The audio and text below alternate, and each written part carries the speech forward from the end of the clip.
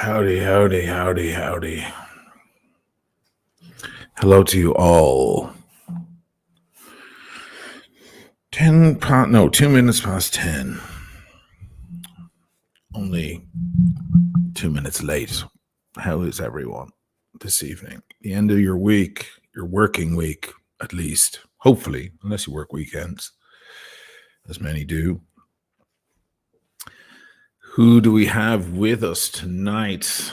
What are you guys drinking?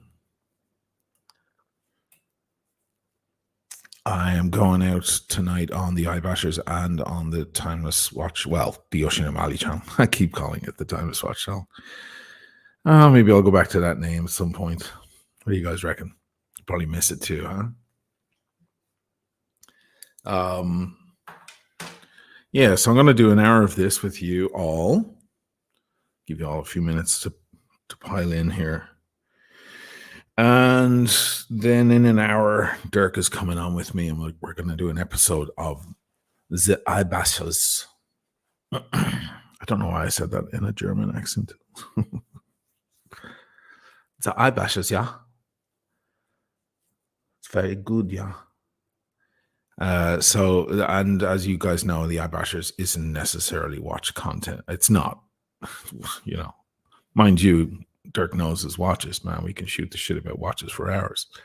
And sometimes we do. But often we don't at all. We just do other stuff.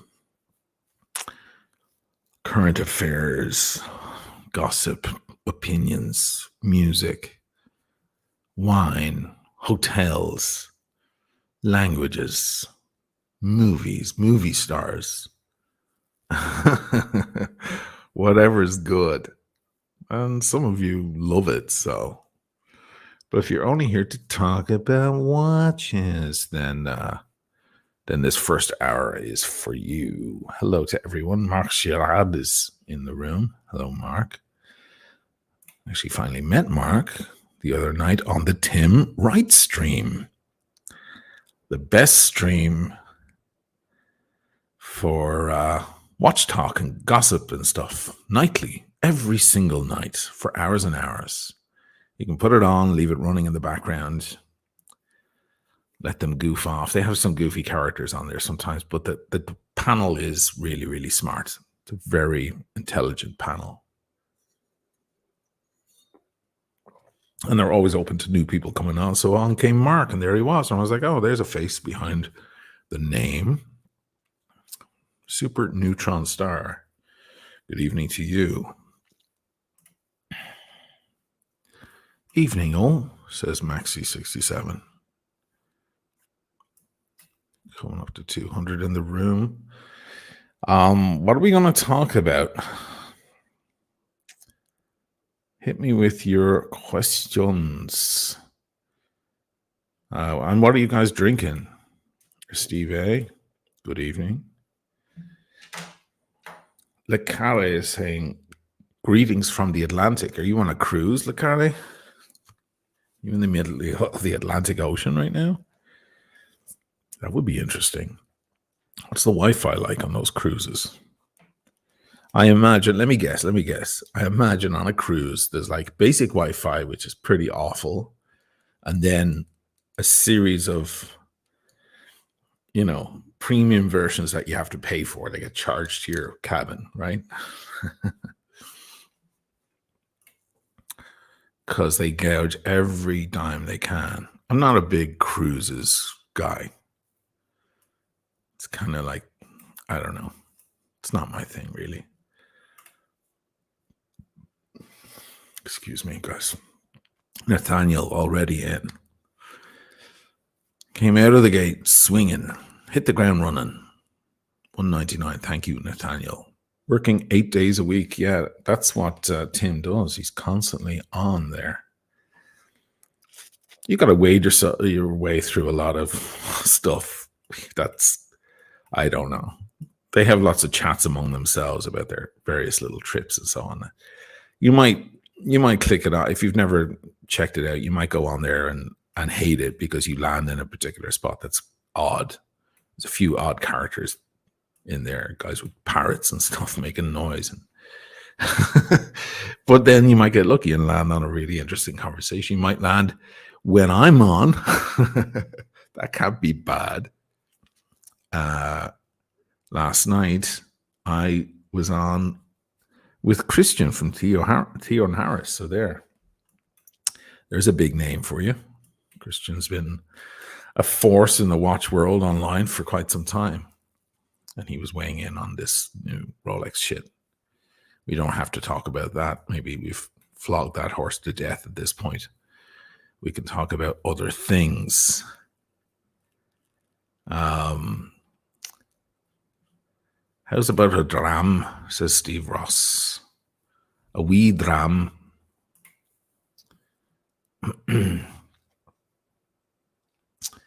And, Tim's in the room. Look at him. Marcelo got a shout out. Yeah, Marcelo.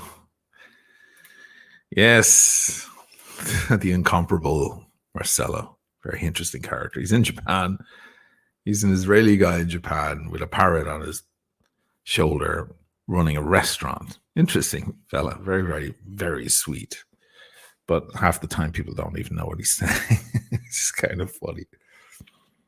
Buckley is in the room as well. Look at that. Buckley, you can't stay away from this stuff, huh?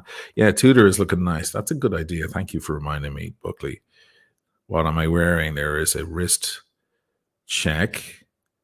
This is the Tudor GMT, also known as the Diet Pepsi, because of course it is the Pepsi colors, but it's Tudor instead of Rolex. So kind of has that vintage thing, but it's a chunky bastard, like all good, solid Tudors. This thing is a tank. They're unbreakable Tudors. They're just monsters, monster watches. Great to see Buckley in here.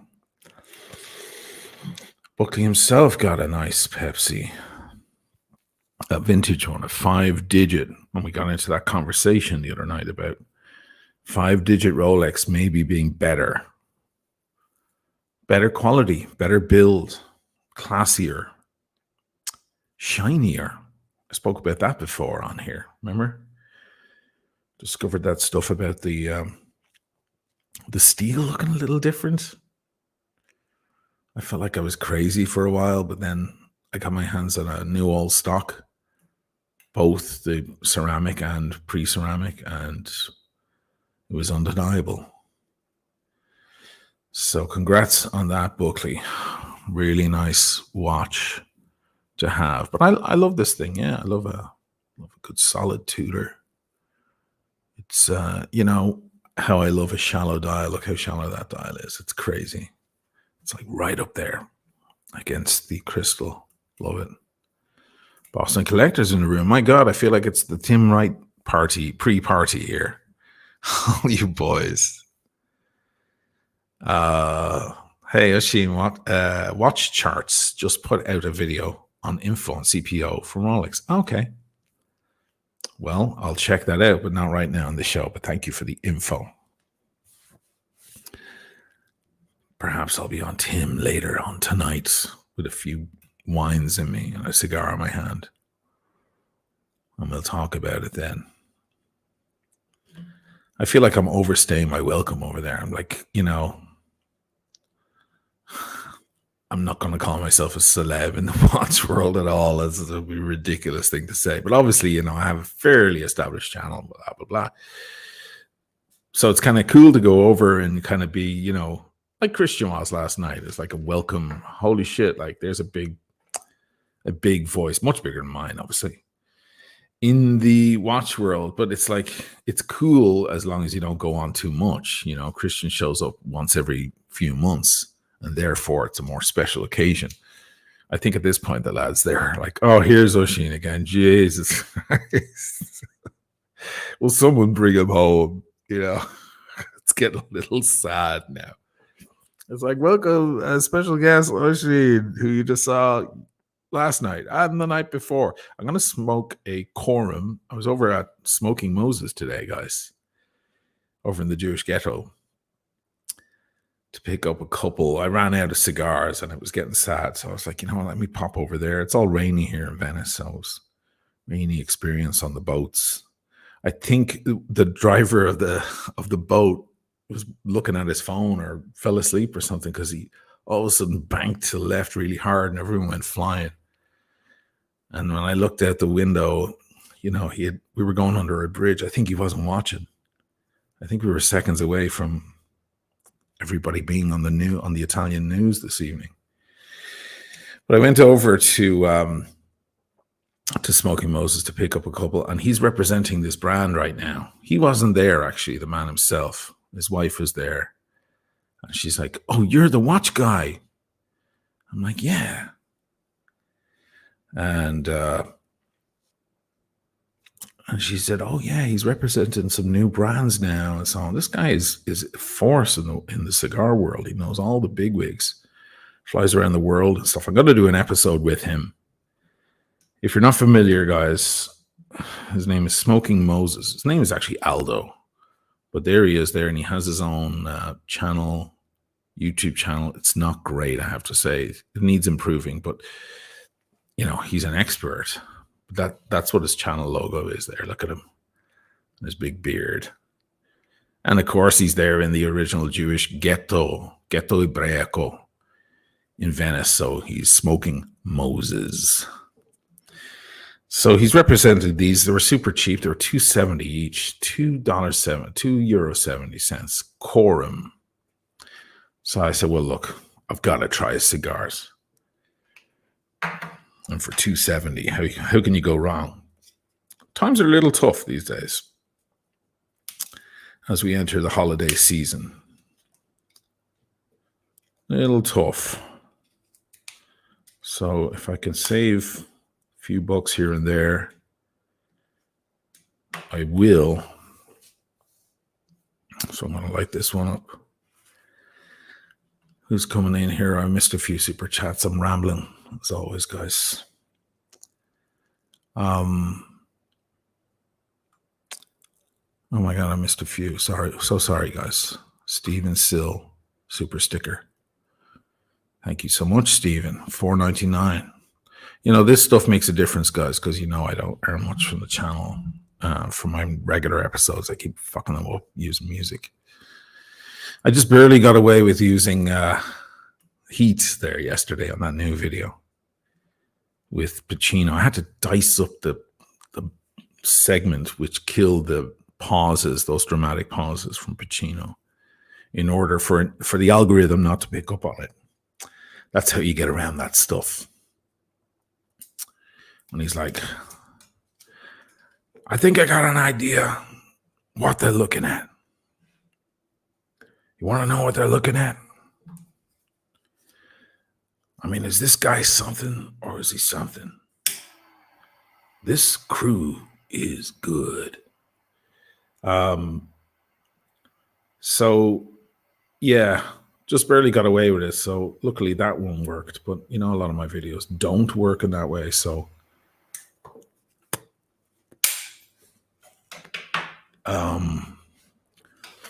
it's great to get super chats.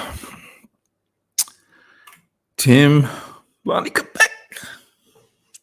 That's my Tim impersonation. There you go, Tim. An impersonation of you went in with straight after my Pacino, which isn't in top form tonight, I have to say. Could be better. Thanks for the $2, Tim.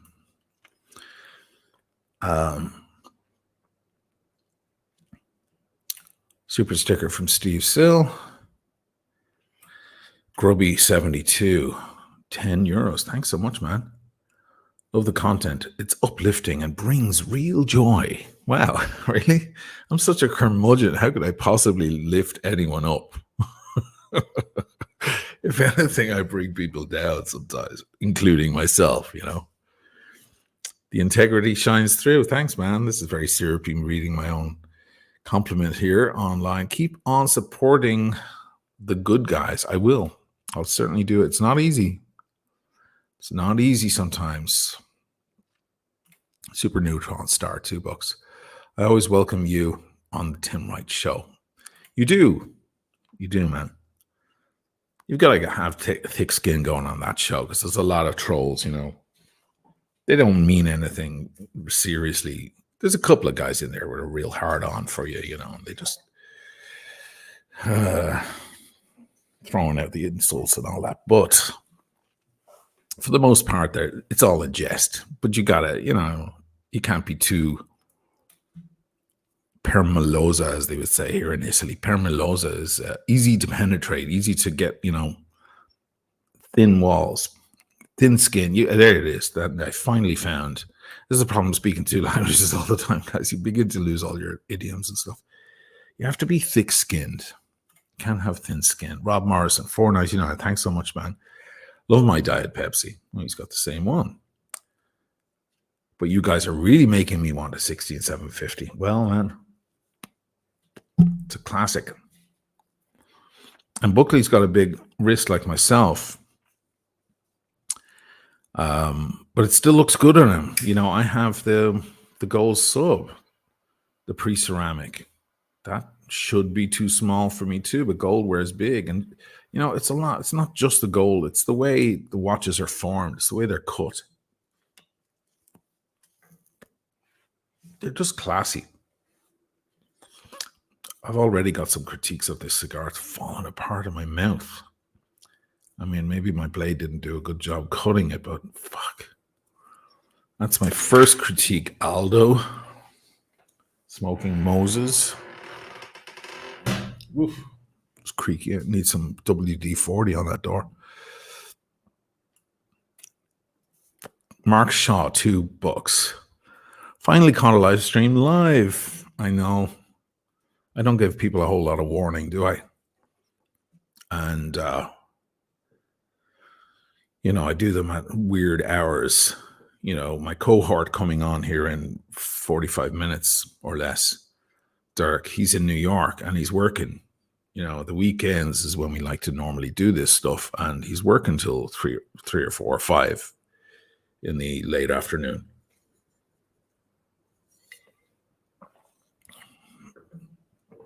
So I got to do stuff kind of US time, which is great for the guys out on the West Coast or in Canada or Eastern Seaboard, but not so great for anyone in the UK or over where I am, honestly, or in the other direction, down under, Aussie land.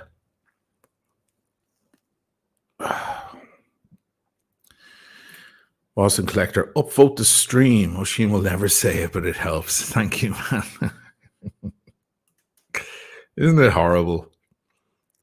I don't do enough self-promotion. Yeah, upvote means, right there at the bottom, underneath, on the bottom right there, there's a thumbs up and a thumbs down. Do either. If you hate the stream, do a thumbs down. By all means, express yourself. Who am I to tell you to do one thing or another? But if you're liking it, yeah, thumbs up apparently helps. Apparently. I haven't spoken about watches yet, guys. What's going on? Any questions? What's going on?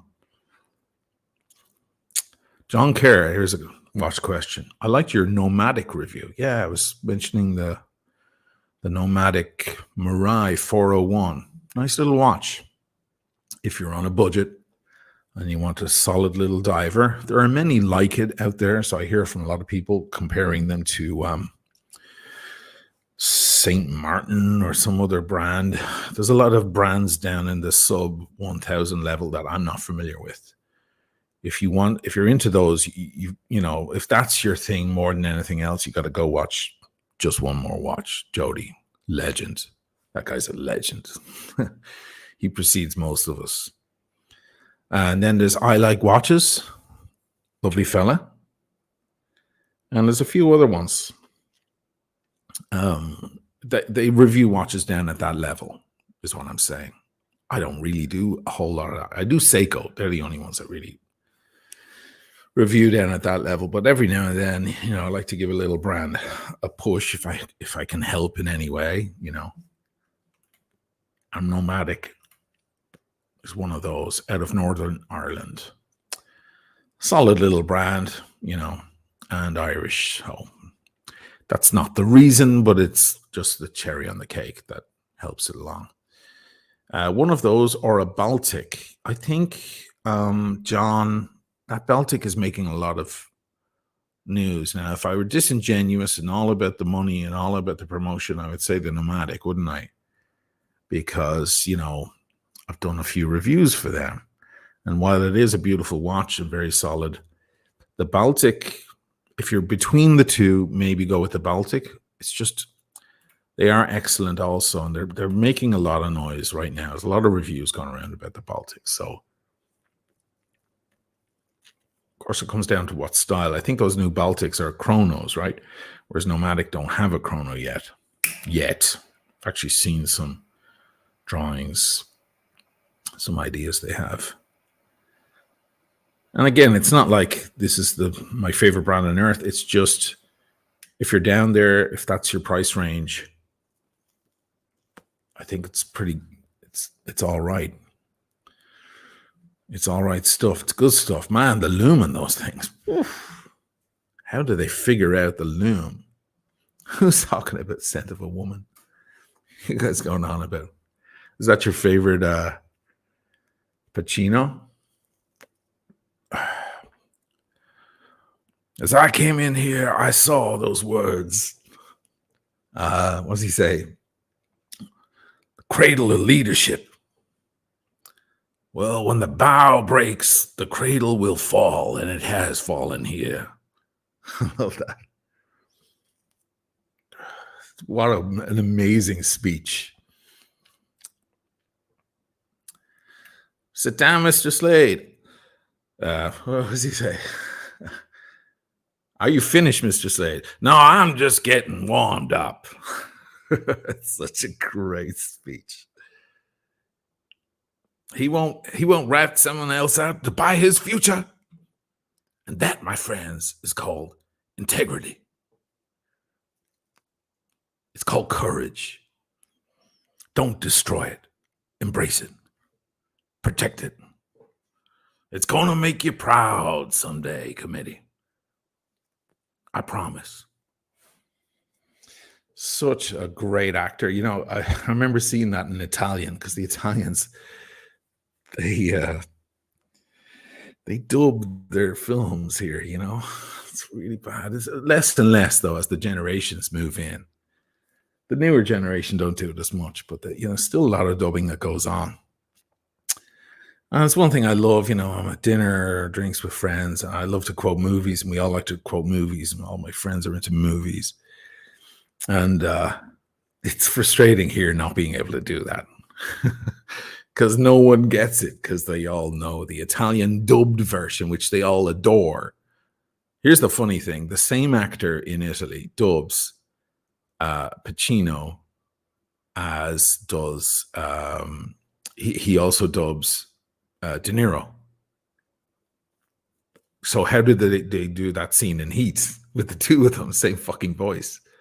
He's like a really well-known dubber. I'm like, I remember seeing that scene in Italian, the Scent of a Woman scene. Because he's not a bad man.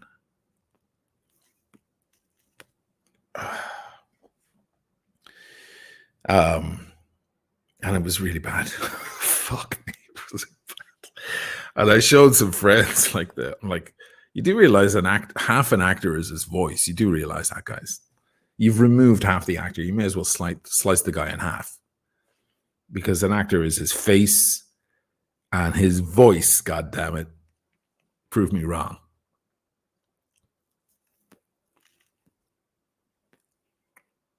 I don't know if I'm loving this cigar.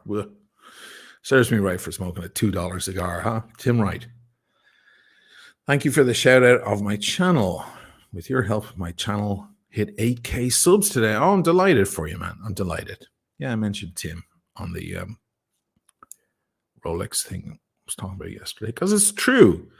I've no vested interest in Tim, We get along fine, but there's nothing in it for me. Anytime I promote a channel, there's never anything in it for me.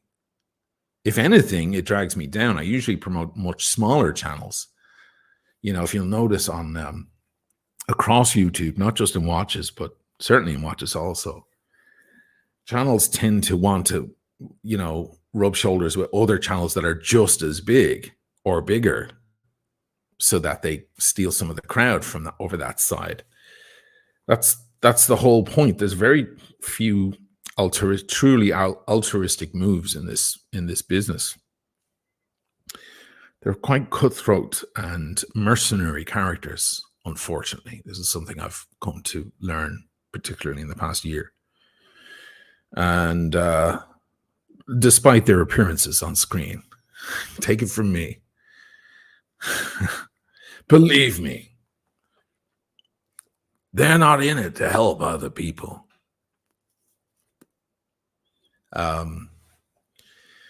So when they see somebody do a selfless act, it confuses them.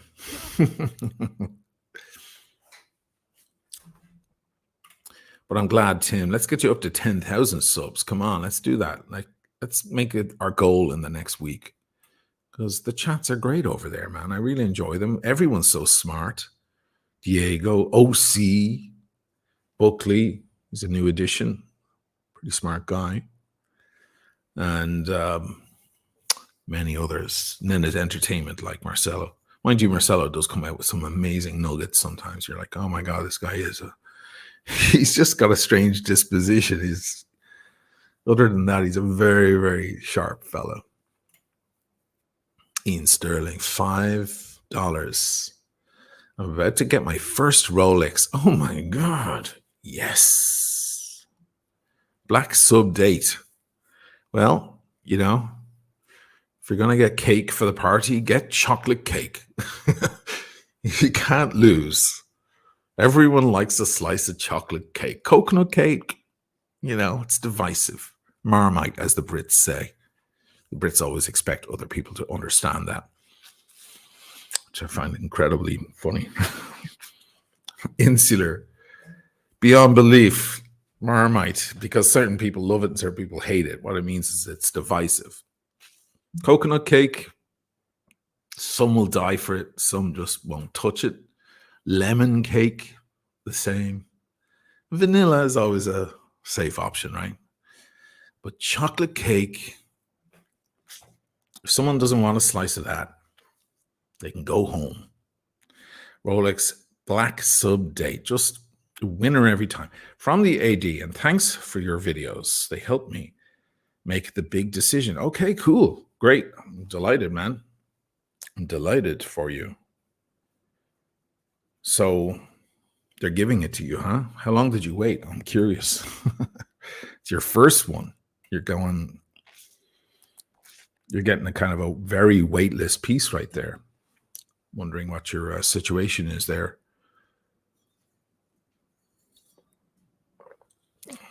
Or is it perhaps true what everyone's saying? Rolex can't even give them away anymore. There's no more list, and the world's coming to an end. Mark Girard, 279, thank you. New theme music for the last two videos is spectacular. Thanks. Well, that music has been around for a while on the channel. That was the original music. We just added drums and electric guitar. Emmett did, my brother, who you saw last week on the iBashers. So I figured I'd just bring back in a rock version of the same thing. Bach and rock work really well together, it turns out. What's this? Zeus Romanetti. What a name you have, Zeus. What do you think about Brittany using Adrian from Bark and Jack for advertising her channel? Is she? I don't know. I saw a thing where they had dinner or something. That's great. That's great. Tell you one thing, dinner is one thing, but he could give her a shout out. I think that would mean even more, wouldn't it? There's another guy who's very, very skimpy with the shout outs. I don't know why. I made a video for him.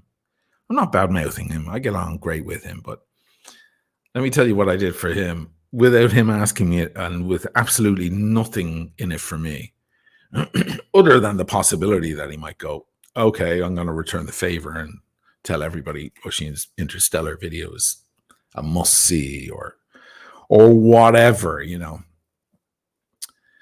But I promoted his straps one time on the channel, and he fucking sold out of them that night or something. Like, he got a shitload of orders. It was crazy. Because my viewers, they really trust me because they know I'm such a grumpy prick. You know, if I'm going to promote something, it's definitely not. And you can see me self-destruct as well. You can see me like fuck up my own monetization and stuff. So clearly money is not the goal here. You know, it helps, but it's clearly not.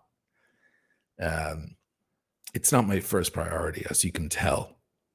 So I guess people saw it and went, well, if he likes the strap, well, then it must be good because there can't be anything in it for him. And they were right. And then Adrian sent me his coffee. He launched coffee. I'm not sure he even still sells it. Maybe he does. You know, the way he loves coffee. Talking watches and drinking coffee, right, was the slogan. So he sent me some of his coffee, and I love coffee. So I said, well, you know, I could mention it, or I could go one better. And I went around to a cafe here nearby. And I said, can I borrow you for an hour? It's my friend around there. After your closing, and I'll pay you for your time. And can I just film this coffee, and can you use it in the machine? And, you know, I'll do close-ups of the coffee dripping out of the big professional Italian machine. You know, it's going to look great. I'll spill the coffee beans across the counter and make, you know, do a bit of drama. And I added metal music, you know, Lenny style music. And then me and Andrea is his name, the two of us testing it and giving it the Italian nod of approval and the whole thing, you know, to advertise, you know, to give him a shout out. Took fucking ages. It's a lot of work. But during a Q&A, he mentioned the channel, like, I enjoy that channel. That was it. I was like, okay, fair enough. Hey, he doesn't owe me anything. Mind you, I got about like 600 subs in 5 minutes, which only goes to show the power that the man has in his hands, and people like him. You know. So if he really wants to do Brit a favor, there you go. Do a collab or something. Boom. That girl will go to 500,000 fucking subs. There's nothing stopping her. I've always been her champion. Until recently. Sand Snake, 10 euros. Good Pacino impression. It's okay, man. It's all right. It gets better sometimes. It depends on if I'm in form or not. But I'm nothing like the great impersonators you see on TikTok and stuff. They're incredible. Steve A, 10 bucks. It looked like you were about to write a question, Steve A.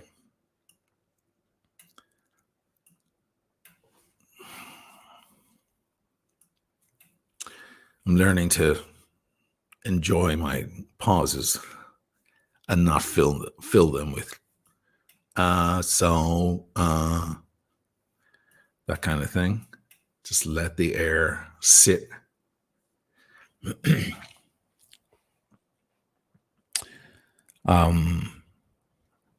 That's funny. Derek Sanders, checking out Mr. North right now. Really liked your Van Halen story. Oh yeah, that was a good one, right?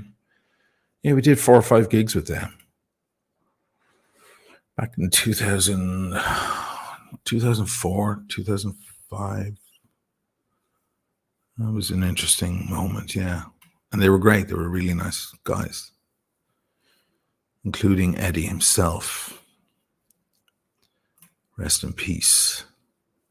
Timo Boyk, 5 euros. Went to the AD to order my 2-tone LN sub, so Lunette Noire. So that's great. That's not the bluesy, that's the other one, right? Which I love. Black and gold are amazing match. I don't know why the bluesy is more popular. Immediately after watching your Padova video, okay. Been my daily ever since. Thanks for the vid. Well, thank you for the $5, Timo. And congrats on the watch, man. That's a power watch. And again, in many ways, cooler than the bluesy. Because, you know, the bluesy is what everybody wants. The black and gold. Wasn't there a song written years ago, Black and Gold? Black and gold is a beautiful combo. if I were offered the solid gold, the new bluesy solid gold, because I have the old bluesy solid gold. If I were offered the new one or the black, I would take the black. The black dial, black bezel, ceramic, 41 mil, if possible, the new one, the 126610. Or no, it would be 113, right? It's gold, solid gold. But yeah, I would take the black over the blue. I know that it wouldn't make sense money-wise because the blue will always sell for a little bit more money and it's easier to sell. It's more popular, more sought after. But it ain't all about money. As some other YouTubers will tell you in no uncertain terms these days. No, it isn't. You know, take the between those two, take the watch you like. Don't just think about the extra $1,000 you might get if you were so inclined to resell the watch further down the line. Take the one you like. Mike Hammer, $4.99. Did I miss the sexy beast discussion? Yes. Also, did you ever see Things to Do in Denver When You're Dead? I have not seen that film. Sexy Beast? Oh my God. I don't know. Should I start talking about that movie? That'll occupy the rest of this whole thing. It's great. Maybe we'll talk about it in the iBashers, which we're going to continue on. You won't have to change channel or anything. We're just going to pick up. And then when I do the podcast, I'm going to chop it up. Because, by the way, iBashers is a podcast, downloadable wherever you get your podcasts, be it Apple Podcasts or Spotify Podcasts or whatever. That way you can just play it on your phone, stick your phone in your pocket, not have to worry about YouTube turning off or draining your battery or anything like that. It's a better way of absorbing this stuff. P Savvy, $10 in Switzerland for 2 days. Look at you. I was just looking at tickets to Switzerland, actually. Come to mention it. Not a baller collection or anything. Tudor, Zinn, and Oris. Very nice. Solid. Anything worth getting in the 2,500 to 3K range while I'm here? Well, I don't know the Swiss market, man. I don't know. I get the feeling that the Swiss know what they have. You know, Super Tuscan wines are very famous around the world, and Tuscany is very famous around the world. But if you get a Super Tuscan wine like an Ornellaia or Solaya or Tignanello or one of those up here in the north, they're way more affordable, even though they're out of, you know, they have to be sent up here from down in Florence. You go down to Florence, all the prices go up. Why? Because everybody goes there for that stuff. So I can't be sure about this. Anybody who lives in Switzerland can maybe chime in and let me know. But I get the feeling that they're so known for their watches that the deals aren't to be found there. Because I can tell you in Tuscany, the deals on a good bottle of wine and a steak are not to be found there. You're going to drop a lot of money. So I get the feeling it follows the same rules almost. But it's kind of avoided your question, hasn't it? Maybe go. What about an Omega? Can't you get a used Omega? Like an SMP 300, Seamaster 300M. Can't you get one of those? Might be a bit more, or if you get one of the pre-ceramic ones, which I think are more elegant, and they might have the dial, the wave dial, the original wave dial. That's made with a rose mill. No two are exactly alike. I think that's a great watch. And then you're entering Omega, which is always a good thing, in my opinion. Mr. Bad Gas, $5. Great video on the Rolex Shuffle. They can slide watches all over the CPO at will and maintain prices with increased revenue. Yes. Truth is, there's somewhat like I got so many comments, people saying, oh, yeah, well, hey, they can probably even just tell us they're 3 years old. And yeah, it's true. There's probably so many things they can do.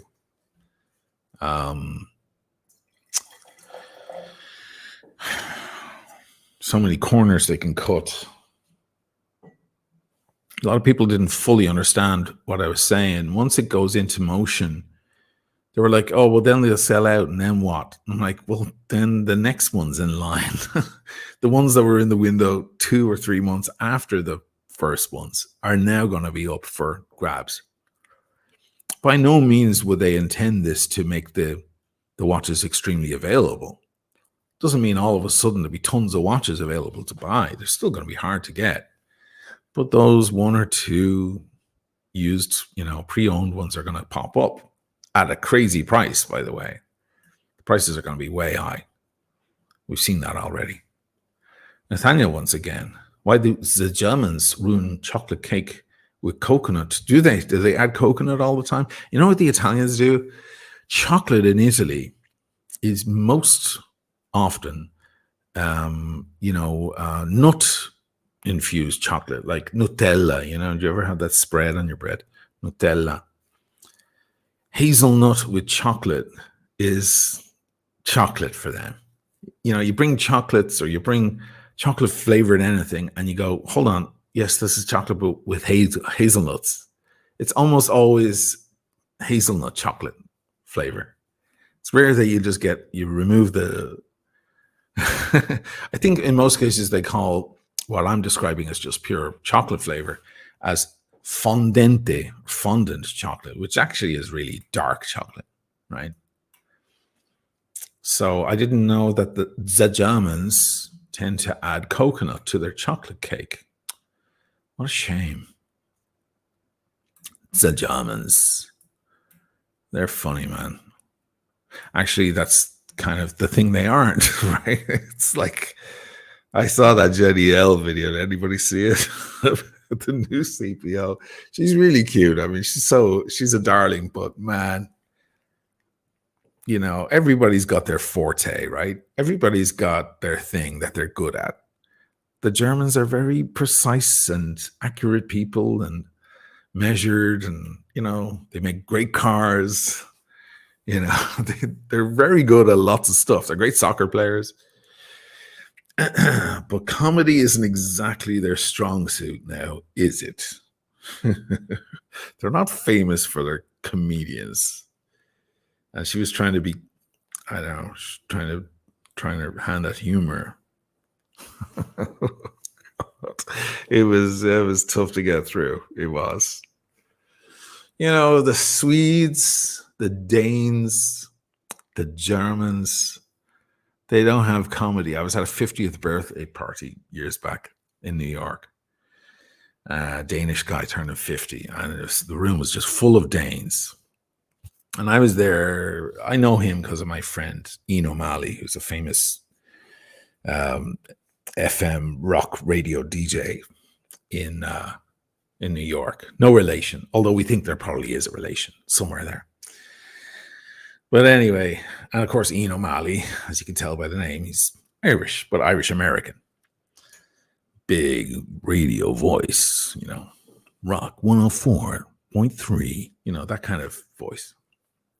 And, but he's a funny guy as well, And the Danes are just like, they're giving speeches for their friend, Henrik, I think his name is. And they're giving speeches with a microphone and people are applauding. And I'm just going, oh my God, can somebody fucking, it was like watching paint dry. And their attempts at jokes were just, oh fuck, cringe, It's not their fault, it's just some people are good at that and some people ain't, But Ian got up at the end, and I swear to God, I hugged him after it. I was like, thank God an Irishman got up to fucking finish that with some decent quips and some jokes and proper fucking,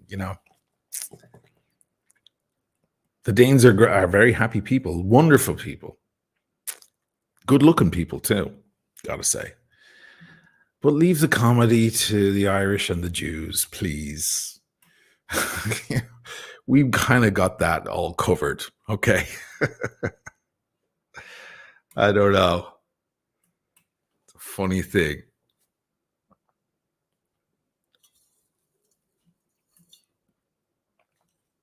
Kind of coming up on the hour here, are we? No, 14 minutes before Dirk Kennedy invades.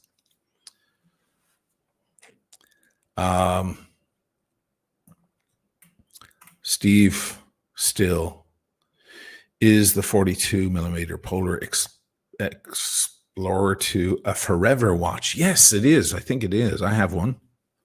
Tim Wright has one. Fantastic. Yes.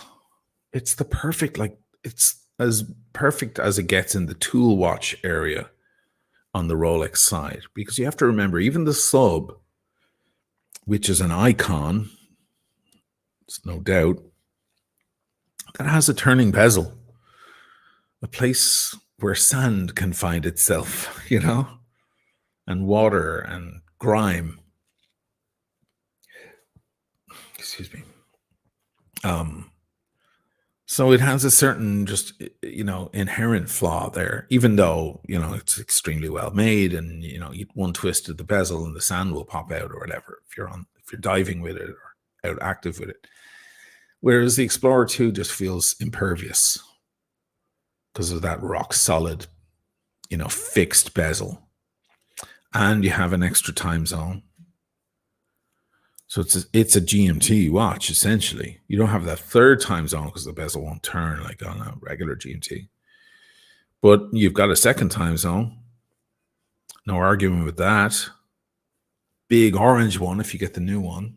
Oh, yeah, that's the one you're talking about, the 42 mil, yeah. It's a good-looking watch. And it has that big feel of steel, you know, that steel shit that everyone loves. Feel the steel. It has that. You know, it's undeniable.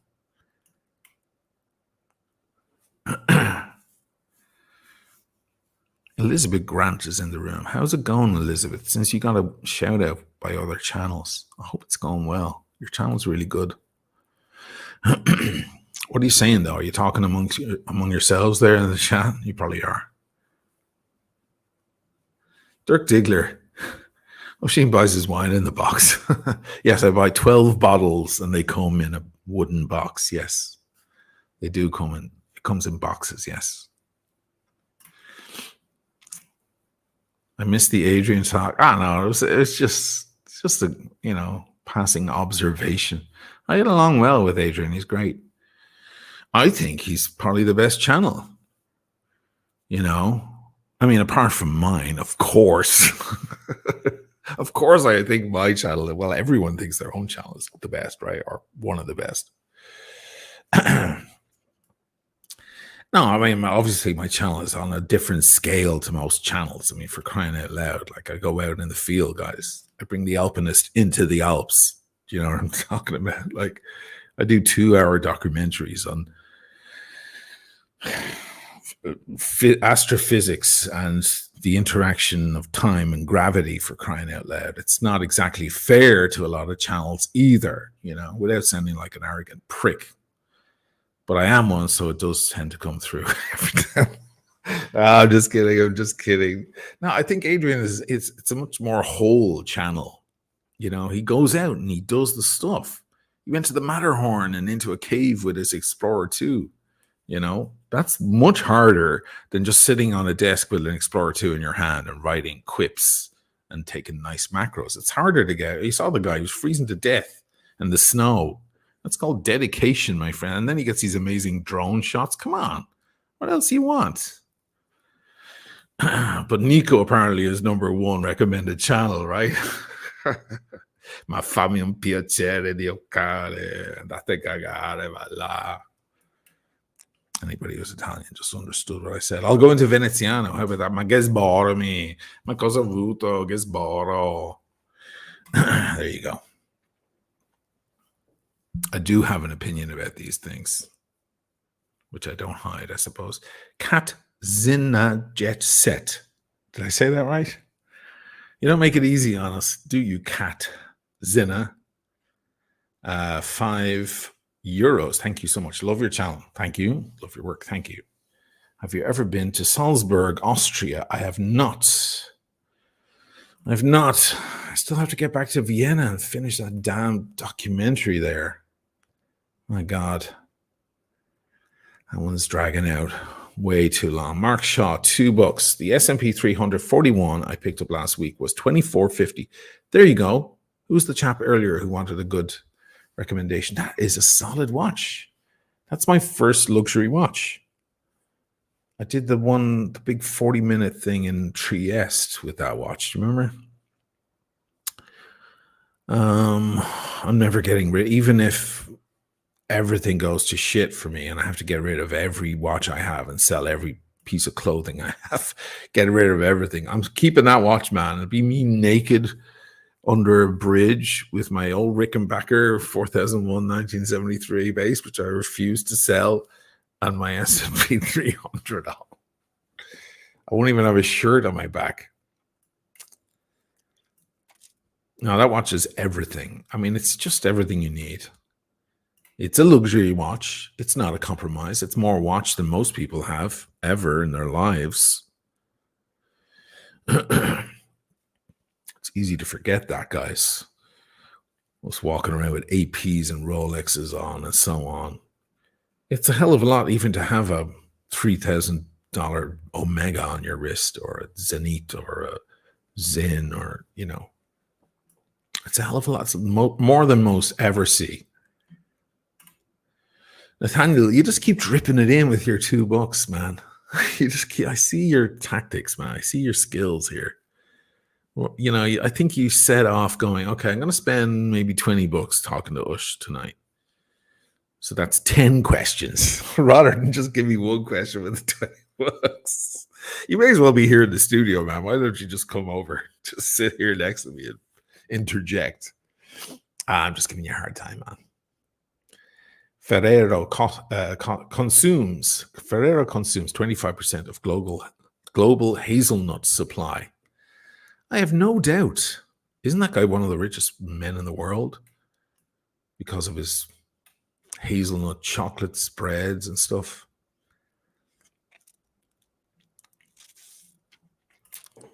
Dirk Ziegler gave me a hard time again. Look at him. He can't help himself. Esquire, you've been upgraded to Esquire now. Who did that? Who was asleep during that meeting? Oisin, you need new glasses. Those are so 2018, man. Netherlands and Argentina, are they playing right now? Is that why oh no, they're done.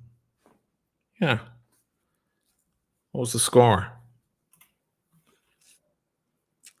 Or what's happening? I haven't been following it the past few days. I've fallen off it. Here's why. Because when I watch a match, I need a drink in my hand.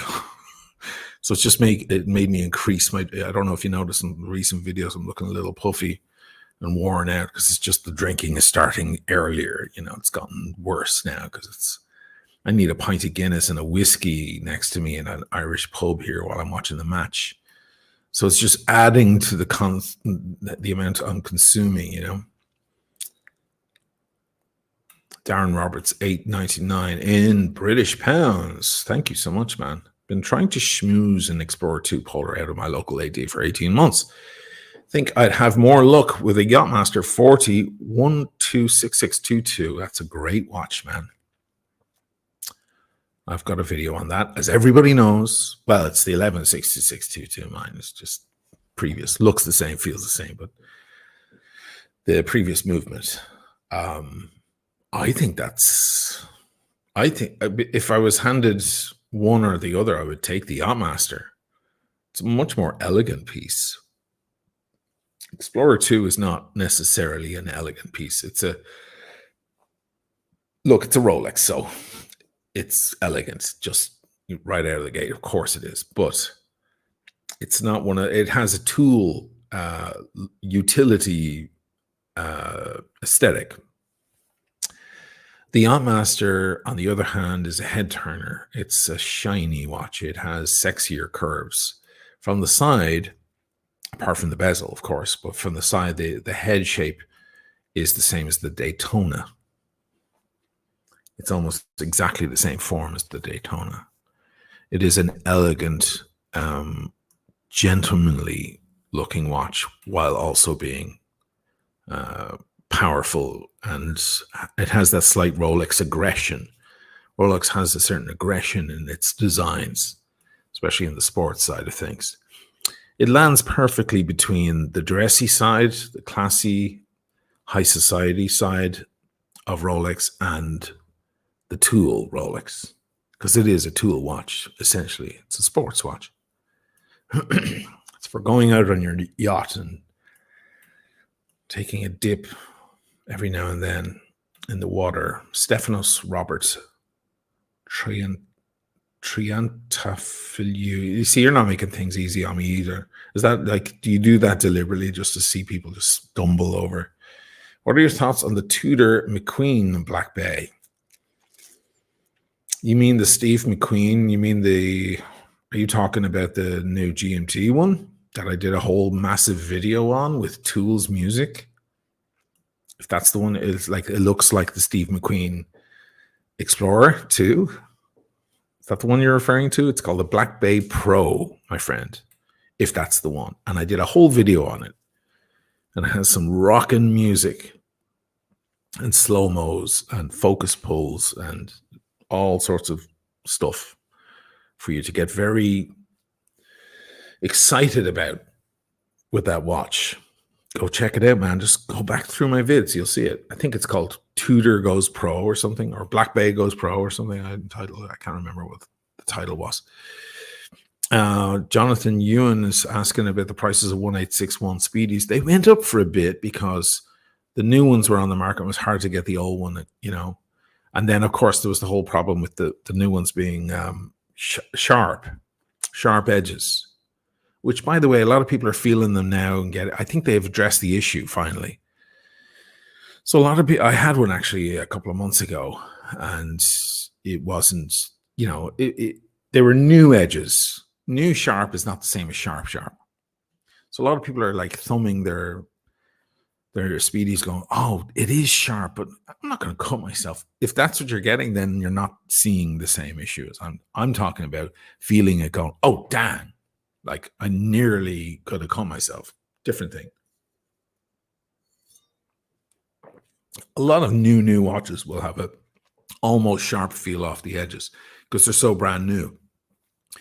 It's different to actually tugging your skin, actually catching, the grooves in your skin, almost like a blade would, but like a rough blade, not a nicely made blade, like a bad blade. In other words, the edges, weren't finished fully or correctly. But I haven't even answered your question because I'm just a yapper and a rambler. What happened to the prices? They've now come down again. So they're now back kind of toward where they were. Not quite where they were. Same with everything else. Everybody thinks that watches have fallen through the floor. They haven't even come close to that. They're not even lower than they were this time last year. They're actually still above where they were. They're just not where they were 6 months ago. Whole different story. But 6 months ago was a phenomenon. It was a bizarre spike. I'm just shocked how bloody short-sighted so many people are about that. Anyway. You will get one now, a 1861, my friend, for, well, the newer one, the one with the big NASA box and all the goodies in there, I think for about 4,500, 5,000. Not British pounds. Do the math there with British pounds. I'm talking euros, dollars, whatever. Whereas the previous ones, there are older ones that didn't have that box, and they have a different reference. It's like 3850.00, something like that. And, or is it 3750.50? I can't remember. Anyway, and they come in the kind of old stupid box, the crappy box. Who cares about the box? It doesn't matter. Honestly, the NASA box is a pain in the tits anyway. You have nowhere to put it. It's huge. Once you get past the novelty of it, it's actually kind of annoying to have around. So, you can get those which are essentially the same watch. You can get them the Hesalite, the Sapphire Sandwich, and they have the 1861 movement and so on. And those will go for cheaper again. Great watch, though.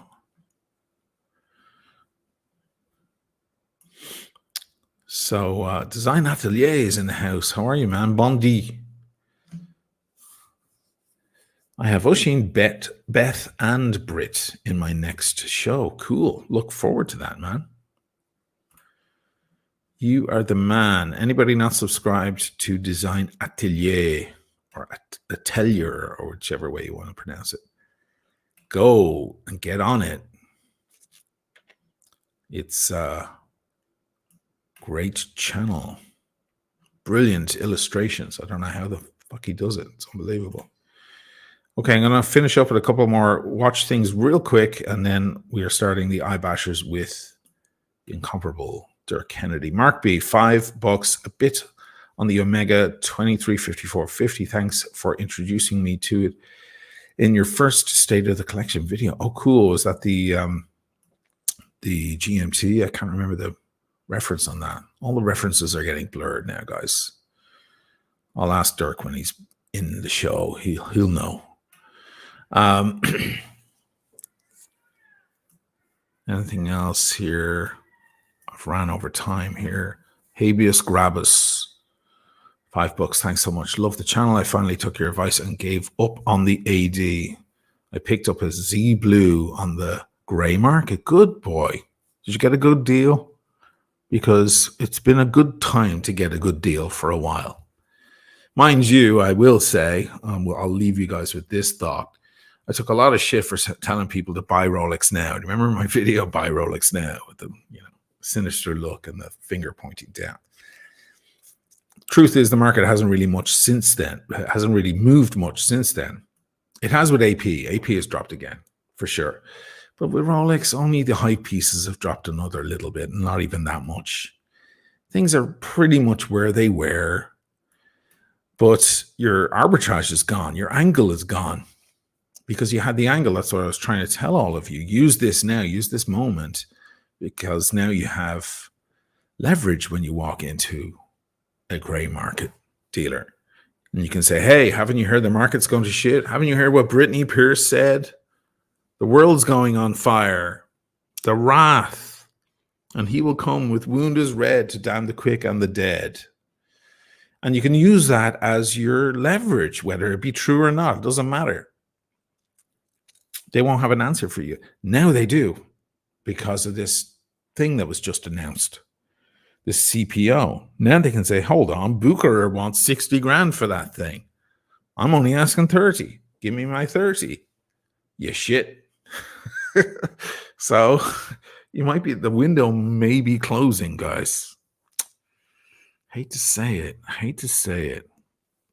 Ray, 20 euros. 80% of humans are anchors.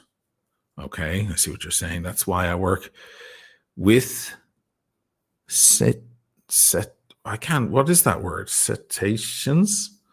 When Dirk is in, love you. Or when is Dirk in? He's on his way. What was that word? Did you write it correctly, or am I an idiot? Never read that word before. Okay, let me move it over to the iBashers. Bob NYC, can someone with a 7 3/4 wrist pull off a Yachtmaster? Well, I do, and that's the size of my wrist. I don't have my Yachtmaster here. Do I have a 40 mil watch? I mean, it wouldn't be too different to this date just. This is 41. This is 41, but it wouldn't be too different to that, similar profile. So I don't know. It's a bit smaller, yeah, but I'm able to pull it off. It's not on the big side on me. It's on the small side, but it still looks good. Okay. Well, thanks for everyone for the chats there. Now we are going into iBashers. Do we have a Dirk Kennedy in the room? We do, I think. Are you around, Dirk? There he is. You do. Hey, everybody. Who needs a drink? I'm having a Lions green label.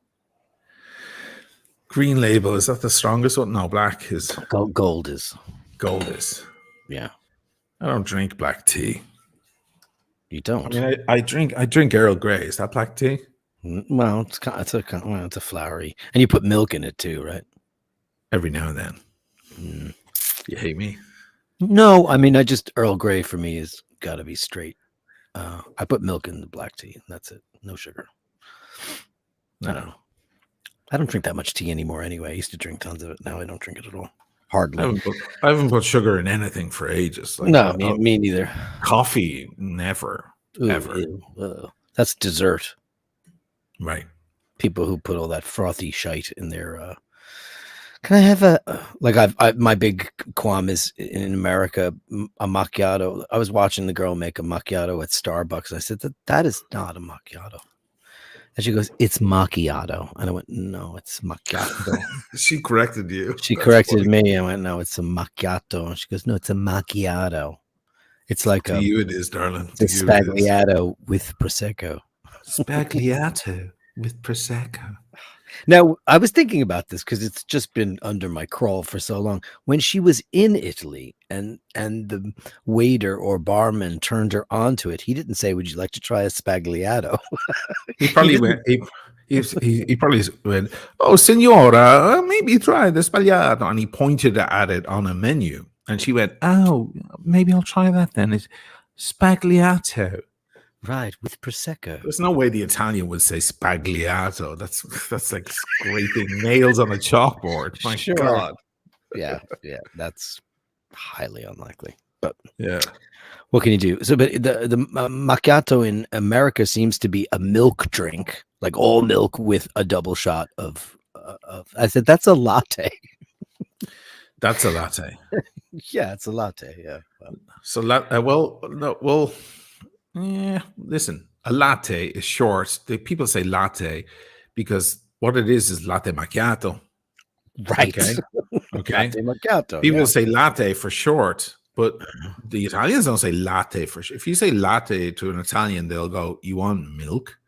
Is that Yeah, all it you just want?" means Because milk. that's the only word you're saying to them is milk. Give me milk. Yeah. But because of that long word, people have truncated it down to latte. But latte macchiato means stain, marked. Yeah, marked. So you get Spec. the glass of warm milk, and it's stained, marked with the espresso. That's a latte macchiato. So a latte is a latte macchiato. So they are the same. Now, if you get a venti thing, that's a huge, enormous thing. And it's That's in kind of plastic with a dome on the top to make room for the whipped cream. okay. That's not. Now you're into totally different shit. Then, of course, you have a cafe macchiato. So the other way around. So you have the cafe, and it's with a dash of milk and just a little. And it's usually not even. It's like foamy. It's the foam from the steamed. top of It's steam barely stuff. even that. Yeah. Yeah, and they dash it through, so they stain it, they mark it. Macchiato means stain. Like if you get a stain on your shirt, they'll say in Italy, they'll go, "I macchiato." Like you have a it's marked. macchia. Yeah, it's marked. You've got a stain on your shirt. It's macchiato.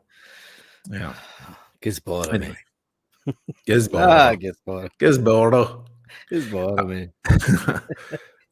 Are you? How's the weather in New York? Is it? Shit. It's cold and gray, and that's why when I got home, I was like, "Oh, I want a cup of tea." I feel you, man. We have a big bunch in here with us because we're going out on my channel as well. All the usual suspects are in as well. So everybody's still like, "How are they getting their watches? I want one." You can't sell your watch to Rolex. They don't want it.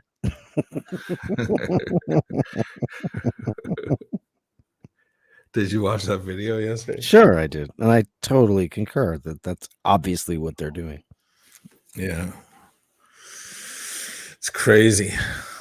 Argentina, what's happening, Hans? Can you not just say Argentina? Can you tell us what's happened? Have Argentina gone through? I assume they have. Messi.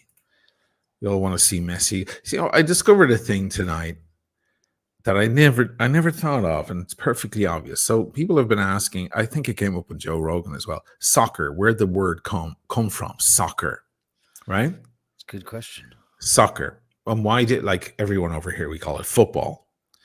But in America, they call it soccer because they already have football there. It's a different thing, which is a strange name for it because you rarely actually touch the ball with your foot. One action, just one. One action, right? You normally carry it around in your hands. It's a bonus penalty kick. Right, exactly. Oh, rarely, and when they launch it, I'm not a football guy, but in the beginning of the series, when they're like before the first down, they kick it, right?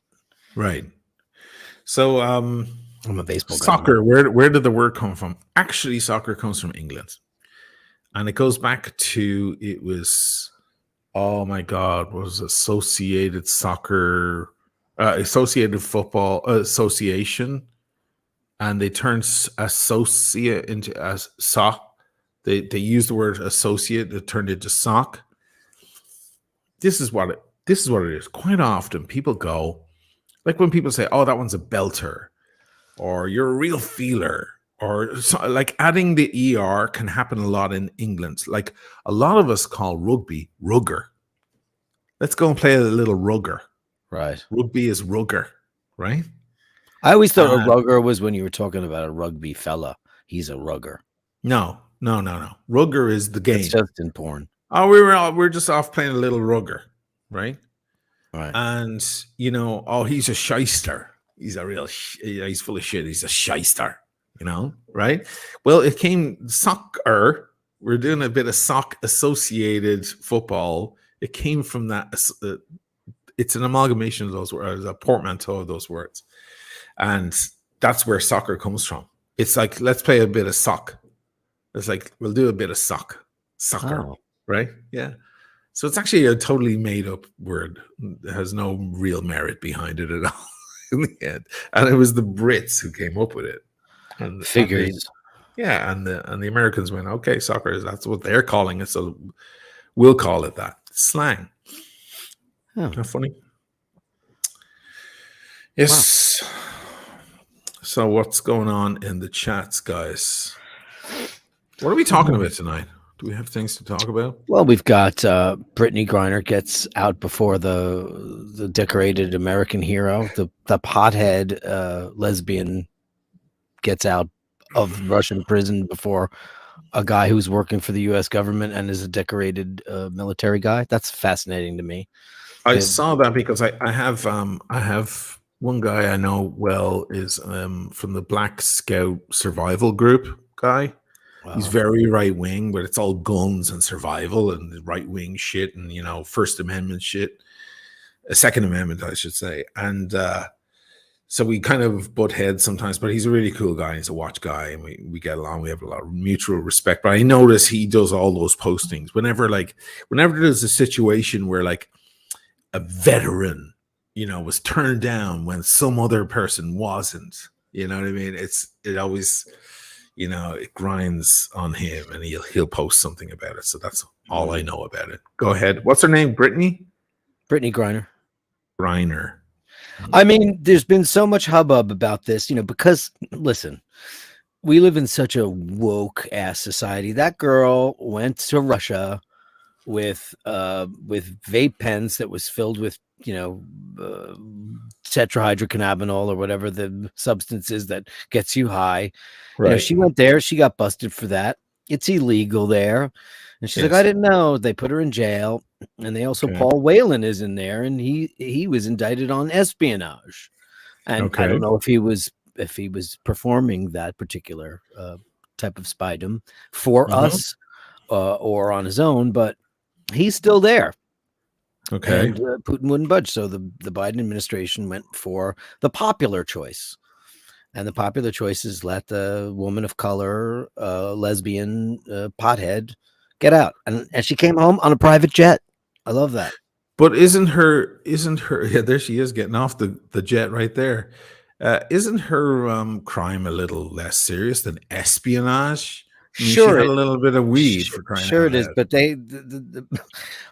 Paul Whelan, they don't even have anything on him, really. They just assumed he was a spy.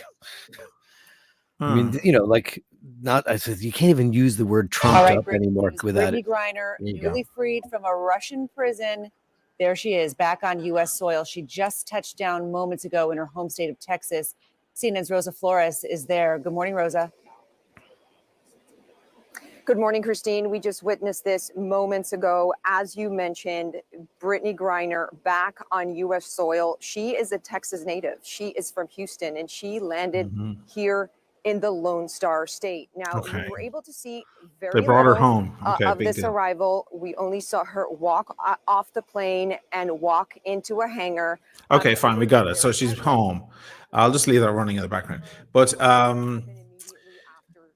I don't know. I mean, if whether you're guilty of espionage or not, if they think you are, like they're gonna hold you. They're gonna hold you, right? Listen, I'm not defending You Did know, you see who we traded her for? Like maybe one of the worst human beings, arms dealers, murderers in history. They really wanted him back, and that's who we traded him for. We should have traded the espionage guy and her. We should have traded them for like the girls in Pussy, whatever that band Pussy is. Riot. Pussy Riot. We should have done them. That Right, would have that's a been an more equal equal trade. trade. Right. So how about the guy accused of espionage versus the butcher of Stalingrad or whatever Right. his nickname is? I mean, holy shit. This dum-dum got busted with her weed pen and she Right. went to jail, and everybody's been screaming about this girl because she ticks every fucking box. And I am so sorry, but you know what? And I'm not any kind of jingoistic. I'm not a nationalist in any way, shape, or form, but I do have a little modicum of pride in a way, Right. hoping we do the right thing. And I just think this is such bullshit now. You know, It's a bullshit trade, it's a definitely. bullshit trade. Hey, 30 years ago, we never would have heard from her ever again. She'd be making laundry in the Stalingrad. Which is wrong. Which is Of wrong. course it's wrong. But Right. like now it's like, yay. And this poor guy, Paul Whelan, who served his country and did all the right things. I Right. think he might have even been a Trumper. Maybe. Maybe. No, don't tell me that. That's I what they're think he up to. might have been. Come I think on. I read somewhere that he claimed that he voted for Trump or something. I don't remember. You guys would know. You can say it in the comments. But Yeah. it's a ridiculous trade. I'm glad she's home. And all that stuff, you know, no one should be there. It's really, you must really be some kind of astrophysicist to go to a country. It's like going to Iran and bringing your gay pornos with you in your bag. Yeah, I mean, come on. Don't do that shit. You should know better. And she's been there before. And she's also, you know, listen, free speech is one thing. She's also on many occasions espoused how she thinks America's fucked up. And, you know, she's not the most patriotic person in the whole world. But then it's like, Okay. my country, take me back. I mean, You're sometimes, man, you sound so right wing. I know that I do. And you know what? Like, because I'm smack in the middle. And I think I call out the fakers and the morons. And I voted on the right side of the page a couple of times for a couple of people who I think have not in today's climate because they're all lunatics. I mean, Yeah. let's face this. Marjorie Taylor Greene was reelected. Now, there isn't a person alive who will go on record supporting that woman. There's not a hang person. on. Yeah. Put a pin in that for a second. Van Dazzler, Politics Now Watches. Yes, we're actually onto the iBashers now, Van. This is no longer watch talk. We can talk watches. Test Dirk on any reference from Omega. Try him. He'll talk. He'll run circles around you. However, we on the iBashers, we have now changed program. Basically, if you're not interested, it's okay. We won't be offended. Just bow out. Come back to us. Come back to me on the watch stuff at another time. But right now, we're gonna we're gonna digress into other things. General chat, and if you're into it, you're into it. If you're not, you're not. So sorry if that offended you, but this is what we do on the iBashers. I urge anybody who likes it to go over to the iBashers channel and subscribe because we'll talk about other stuff. Turns out there's more to life than just watches. Go and click that notification bell so you never miss an episode. We never say that. We never do that. We never do. But you know what? It would be nice. She should have had her cartridges in her wallet. Benzo $1.99. She should have had her cartridges in her wallet. Right. Okay. I don't know what a cartridge means. I don't know about vaping. I don't know what that is. They're little the plastic thingies that you load into the if it's a vape. My nose is annoying me right now. If it's a vape, it's like you put it in a little cartridge, a liquid in it and stuff. I only know about it because Blondie left a couple of them behind. They were strawberry flavor, and I was like, I'm gonna try these. You know. Oh, did you try? I've never tried one of those. They're okay. I mean, look, I don't know. Give me a cigar and a bottle of wine or a bottle of whiskey. That's all I need in the world. But I see where you're coming from, man. What you're trying to say here is, don't trade some heavyweight for someone who's just going to please the new woke crowd. Which, by the way, I don't even know who these fuckers are, because at this point, as far as I can see, even the left, They're not even that woke. Who are these? Is it just like 17 annoyed people complaining in a room on the internet?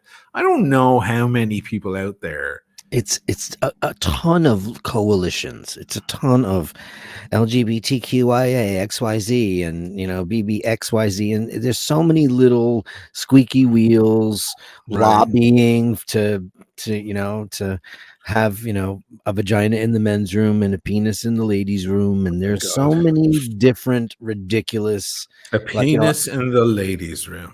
Right. Have we I don't know lost any woman our who wants a penis fucking in the ladies' room. minds? I think we have lost our Yeah, minds. It's yeah. ridiculous. You know what? I want to see naked girls for free. Can I identify as a woman? Great. Well, you can. You Let absolutely me could. You straight could put a into skirt on and go to the Okay, ladies' I room. want to watch women take their skirts, pull their skirts up while they pee for free. I don't want to pay for OnlyFans or whatever people are doing. I can do it for free now. I can go in and pretend I'm a girl. I mean, come on. What the fuck is wrong with this? What the hell? I think it came from a good place, this kind of stuff. It was inclusiveness. It was let's stop being kind of rigid and conservative, and let's allow people to be people. I mean, you're gay, so you understand about that struggle, okay? Let's just leave I me the don't fuck really alone. though, because I grew up in a time where not like these kids today who, have a million different acronyms to describe their many different varieties and ingredients. Mhm. Back when I was growing up, it was just he's a queer, or he's sick in the head. I mean, and the generation before me, you were mentally ill, so it's come a long way, Right. baby, so to speak. But Yes. now there's an acronym for everybody's little freaking peccadillo, and it's now it's going against science. So now we're actually going against Yeah. science. Yeah, It's now like it's gone into I'm a the man, gone I'm comfortable weird. with my penis. I've never wanted a vagina. Never thought about it. I've never dressed in drag. It's never been my thing, other than the heavy metal garb and stuff. It's as close to drag as I ever got. Right. But now it's like everybody's fluid and all this shit, but it's all by convenience too. I just think it's a load of shit. But listen, she's home. That's great. Yes. I don't begrudge anybody getting out of a Russian prison, but I think it's pretty sad that Yeah, that they didn't get the military guy back first. I mean, clearly he's a priority. I mean, he should. I mean, clearly. Whether he's a Trumpster or not, it doesn't matter. Also, by the way, if you're serving, it doesn't matter who's in office. You have your job and you've got to that's it. You got to put your head down and do it. It doesn't matter who your leader is. I'm sure he served just as well under Obama if he was serving during that period, right? right. Yeah, and also it shows dignity in the leadership not to be biased either. Even though they may not support, that's what freedom is all about. You may not support me, but I'm going to help you because you're one of ours, and that's that. So yeah, they should leave that shit aside. Of course, I'm sure the right are having a field day with this shit now because it's probably like, haha, see, Biden's a fool and all of that. But I can definitely see. I would definitely put if I were in that position, which I would never be. I would definitely put priority on the guy who laid down his life, rather than the was she a basketball player or something? She's in the WNBA. She's in the Okay. ladies' professional basketball, Okay, which everyone watches. You're right there with this. I'm just It's gonna let you huge. fly with It's it. just fucking huge.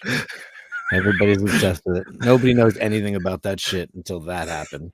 Well, it's been coming up recently as well, like why certain women sports players aren't earning as much money, right, as the men.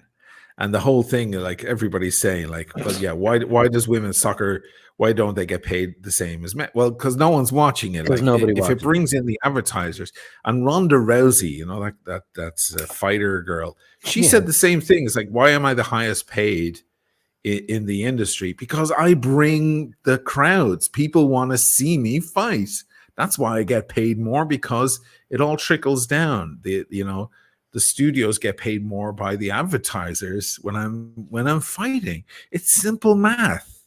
It's nothing to do with preference of any other kind. It's just business, guys. It's just business. I put bums It's on just seats because business. everybody wants to see me tear some other girl's hair out in the middle of the ring, and that's that. Everybody wants to you see know? a girl pull another girl's hair. Let's face it. Everybody loves that. Right. Girls love it. Guys love it. Girls are like, I hate that bitch. And guys are like, I hope they kiss. Yeah, I hope they kiss at the end of this or during. Right. Because Yeah. we're filthy. Because men are disgusting beasts and girls are like, I hate that bitch. She should rip her hair out. It's like everybody dreams about the cat fight. It's just unfucking believable. It's I got don't know. really funny really fast. I'm fucking cracking up with this shit. I man. mean, when are we going to go back to, not being able to reveal one's ankle or wrist because it's so highly sensual and somebody might get turned on by it?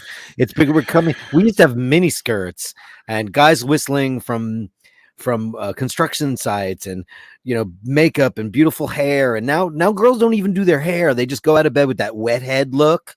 It's like nobody gives a shit about the way they look. Men in flip-flops.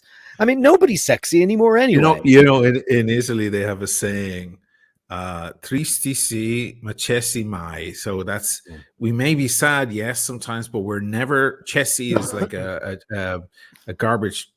We're not going to go out looking shit. Basically, we may be sad, but we always stick on our goddamn lipstick and do our fucking hair and get out and look presentable, right? It's like it's a molda thing for the Italians. It's like, I don't care how bloody sad you are, you're not eating a sandwich on the street.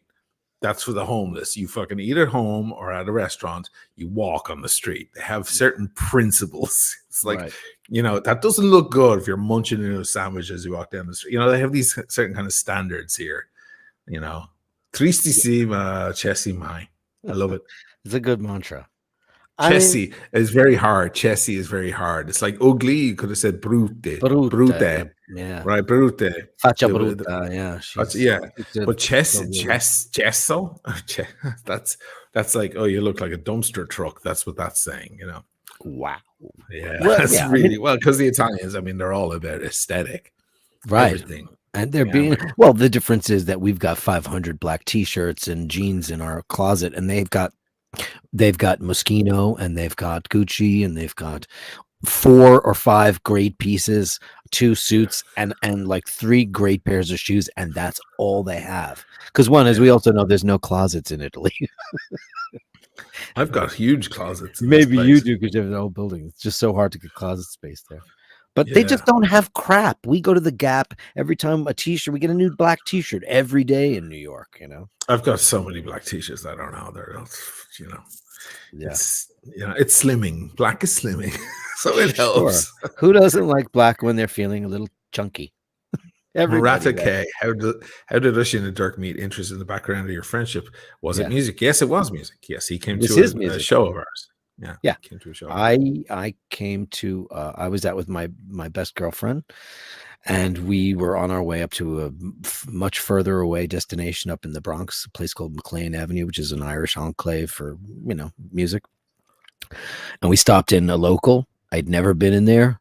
There was a band getting ready to play. She said, "Oh, the singer's cute. Let's stick around." I'm like, "Ugh, let's get the fuck out of here." And then he had a Rickenbacker, and his brother, I didn't know it was his brother. I didn't know anything about him. Had a Gibson Howard Roberts Fusion, not to be boring, but I said, he must be a Rush fan. I said, he must be a Rush fan, because there's no way in the world anyone who would have such a weird instrument ever.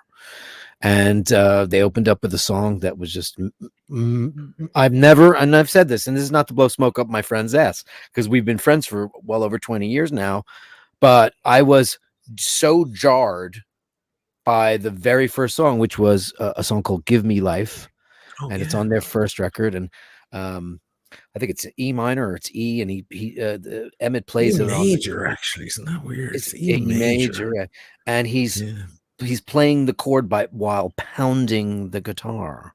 So he's like he's grabbing the he's playing like Dirk is holding the guitar in his hand for all the podcast listeners right now. He can't do it on this guitar, but that's its attitude.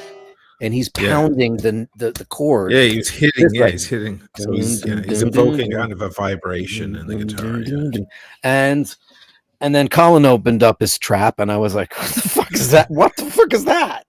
I'm in a local pub in New York, and that's like the best singer I've ever heard ever. And we watched the whole show. We blew off our friends in the Bronx. And the odd thing is, we watched the whole show. I had no idea what the name of the band was because nobody said it. We left. The next day, I was walking my dog on my street here called Vernon Boulevard, and I saw his drummer and his brother, Emmett and Adrian Mordaunt. I saw them walking. I said, hey. Were you guys in a band at Taylor's Hall last night? They're like, oh, right, yeah, we were. I said, what's the name of that band? He goes, oh, Mr. North. And I went, oh, that's a terrible name. And then we went out for Guinness, and I went and had drinks with them all night. I brought my dog home, came out, met them, and we just talked music for hours. And then that just evolved into knowing everybody. And then, we're geeks, so we connected in a yes, not even just a musical way, because we like a lot of the same shit, but we also love tech and all that junk. So, and recording, and and we did iBashers in 2003, 2. What year did we do that? I think 2006, 7. No, it's got to be later. 6, 7, 6, 7, 8, 7, 8. Actually, yeah. Was it that late? Yeah. It was that late. Yeah, we did it as a podcast in his kitchen. Yeah, well, I had a big table there and microphones and headphones for everyone. We had headphones guests for everyone. yeah. We had hookers, show, and politicians. Ahead of its time. Yeah, it was before anybody was doing. It was before Joe Rogan. He was on Veronica's Closet. Yeah, we had a hooker. We had comedians on. Yeah, we had people on. It was Steve. Good. We had Steve. We had just laugh, and there was a lot of drinking, unfortunately. There was way too much drinking. Then I'd get in. It was 4 hours, and then I'd get in and edit it down to like 35 minutes and put it out with musical stops and stabs and bumpers in there. And boom, we had a little podcast. But then it's just, I don't know, life got in the way. But there you go. There's a brief history of the friendship. Yeah, and we've been buddies ever since. Yeah. So yeah, good times. Lots and lots of good times, man. Lots of travel, lots of unbelievable Grail bottles of wine. I'm talking, guys. Oh my God! Our wine adventure was definitely together, definitely side by side. The only Petrus I ever had was with you. Yeah, we had a bottle together. Right? We had a bottle of Petrus here in my gaff in my apartment for my birthday in 2013 or 14. And we drank it out on my deck, and it was funny. It was like an auction bottle, so the label was ruined. So that was why I think we paid $900 for it or something like that. Yeah. And it's worth so much more than that. It was a 1998 Petrus, which for anybody who doesn't know, it's one of the Grail wines. It's a Pomerol, and it's crazy. So I went and I looked up the 2008 label. I printed it and I put it in an ashtray and I made it look dirty. And then I used a glue stick and I stuck the label. I've got pictures of it, of that night, and we decanted it, and it was marvelous. So yeah, we've drunk pretty much all the greatest wines that there are in the world. We've drank them together many, many times. Then we got into watches together later. Yeah, later on. Yeah. Later on, we got way bigger, but sure, just a little. I've stayed more of like the guy that peeps behind the corner, I'm like more the peeping Tom, and you became the full-on porn star. So what's going on with Celine Dion? Is there news about her? Did you not hear what happened to her? No, dude. I wept like a baby. She had a Instagram video that she released where she's sitting at the camera and she's talking about she was diagnosed with a very, very, very rare neurological disorder called stiff persons syndrome. It's neurological, and her body has spasms. It's not like Parkinson's because it affects every single. It's affected her vocal cords. Oh, damn it! And it was heartbreaking to watch her tell this story. It was absolutely. It's about 5 minutes long, the video, and it's heartbreaking. Listen, regardless of whether or not you let, that's the video. I won't play it. Just tell us about it. Yeah. So she basically, it's very hard for her to speak. It's very hard for her to tell her. My God, has she aged? Look at that. She has aged so much. Oh my God. Okay. She's been suffering for quite a long time, and she has In finally acknowledged silence. it in silence. People, like her doctors, no one knew what she had. It's like a lot of neurological disorders. It's a matter of deduction because there's no, specific test for MS. There's no specific test for ALS. It's not like cancer where they can detect something. It's kind of ruling out everything else. Well, they discovered that she has this thing called stiff person syndrome, which affects What a someone. horrible name. Isn't My, it terrible? it I sounds know. so made up. Stiff persons. It's Yeah, like, because it's so rare, it doesn't have a real research. Anyway, okay. it's 1 in a million, 1 in 2 million people get it. They don't know because it's so very rare. Jesus. And she's working with a bunch of people, and she just talks about how sad she is that she has to cancel everything. She's unable to sing. It's just Hello, everyone. yeah. I'm sorry it's taken me so long to reach out to you. Yeah. I miss you all so much. Yeah, you can see. Yeah, there's a lot happening there. I'm not going to play the whole thing. This is going to bring the It's heartbreaking, mood down. dude. I cried like a baby. It was so moving to see this poor, She's beautiful, 54, talented. man. She's She's 54. 54, man. And this photo here, for example, this is why I'm saying she's aged so much. This isn't from that long ago, I don't think. Like, she was still okay looking. She's too skinny. She's been been too very, skinny very since Renee gaunt. died. Yeah, she's been very, very gaunt. There's no doubt about that. She's always kind of a gaunt girl. Yeah, but she Yeah. got since her husband died, she really got skinny. And she's a big, corny Canadian with an absolutely masterclass level voice. Yes. And as goofy and silly as she might be, she's always been considered a wonderful human being, a kind person. She does a lot of charitable Yes. work. She's so down to earth. She's like Dolly Parton. She comes from a shoeless background, like they didn't have enough money for shoes and food and clothing. She just This comes is her from husband who nothing. passed away? That was Rene Angelil. Yeah, he died about 5-6 years ago. He was, he was her manager when she was very young. I mean, his little story there is a little dicey.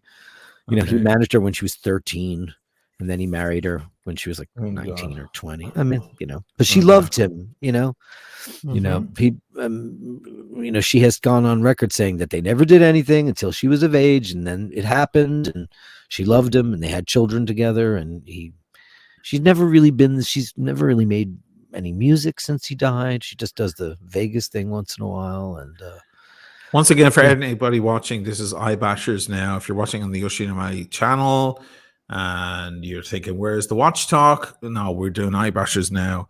The iBashers is the name of the channel. I'm just putting it out there for you guys who are fans of my channel or viewers of my channel. If you're interested, so that might, if you're latecomers to the show and you're thinking, why are they talking about Celine Dion? It's because that's what we do in the iBashers. If you like it, go over and subscribe. Yeah, keep going there, man. This is sad. This is sad. So she's at a point right now where she doesn't know what she's going to do because she's young. She's not. Linda Ronstadt's in her late 70s, so she's given us a full career of her music. She's young.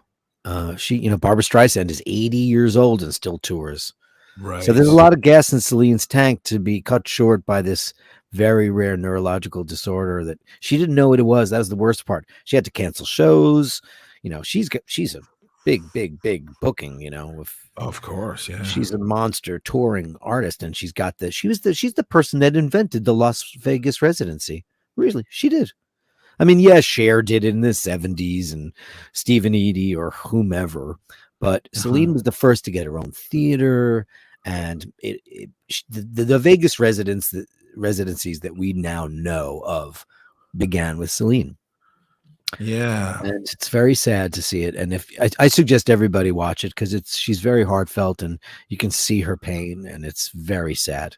And what's the prognosis now? Is it just there is no prognosis? They don't know anything about this disease. Nothing. God damn it! Isn't that weird? Isn't Physical that therapy. awful? Yeah. When that happens, they're going to try a complicated instrument, man. It's a big machine with a lot of parts. A lot of detail going on. A lot of things that can go wrong. It's your body. Your body it's is been, your and it's instrument.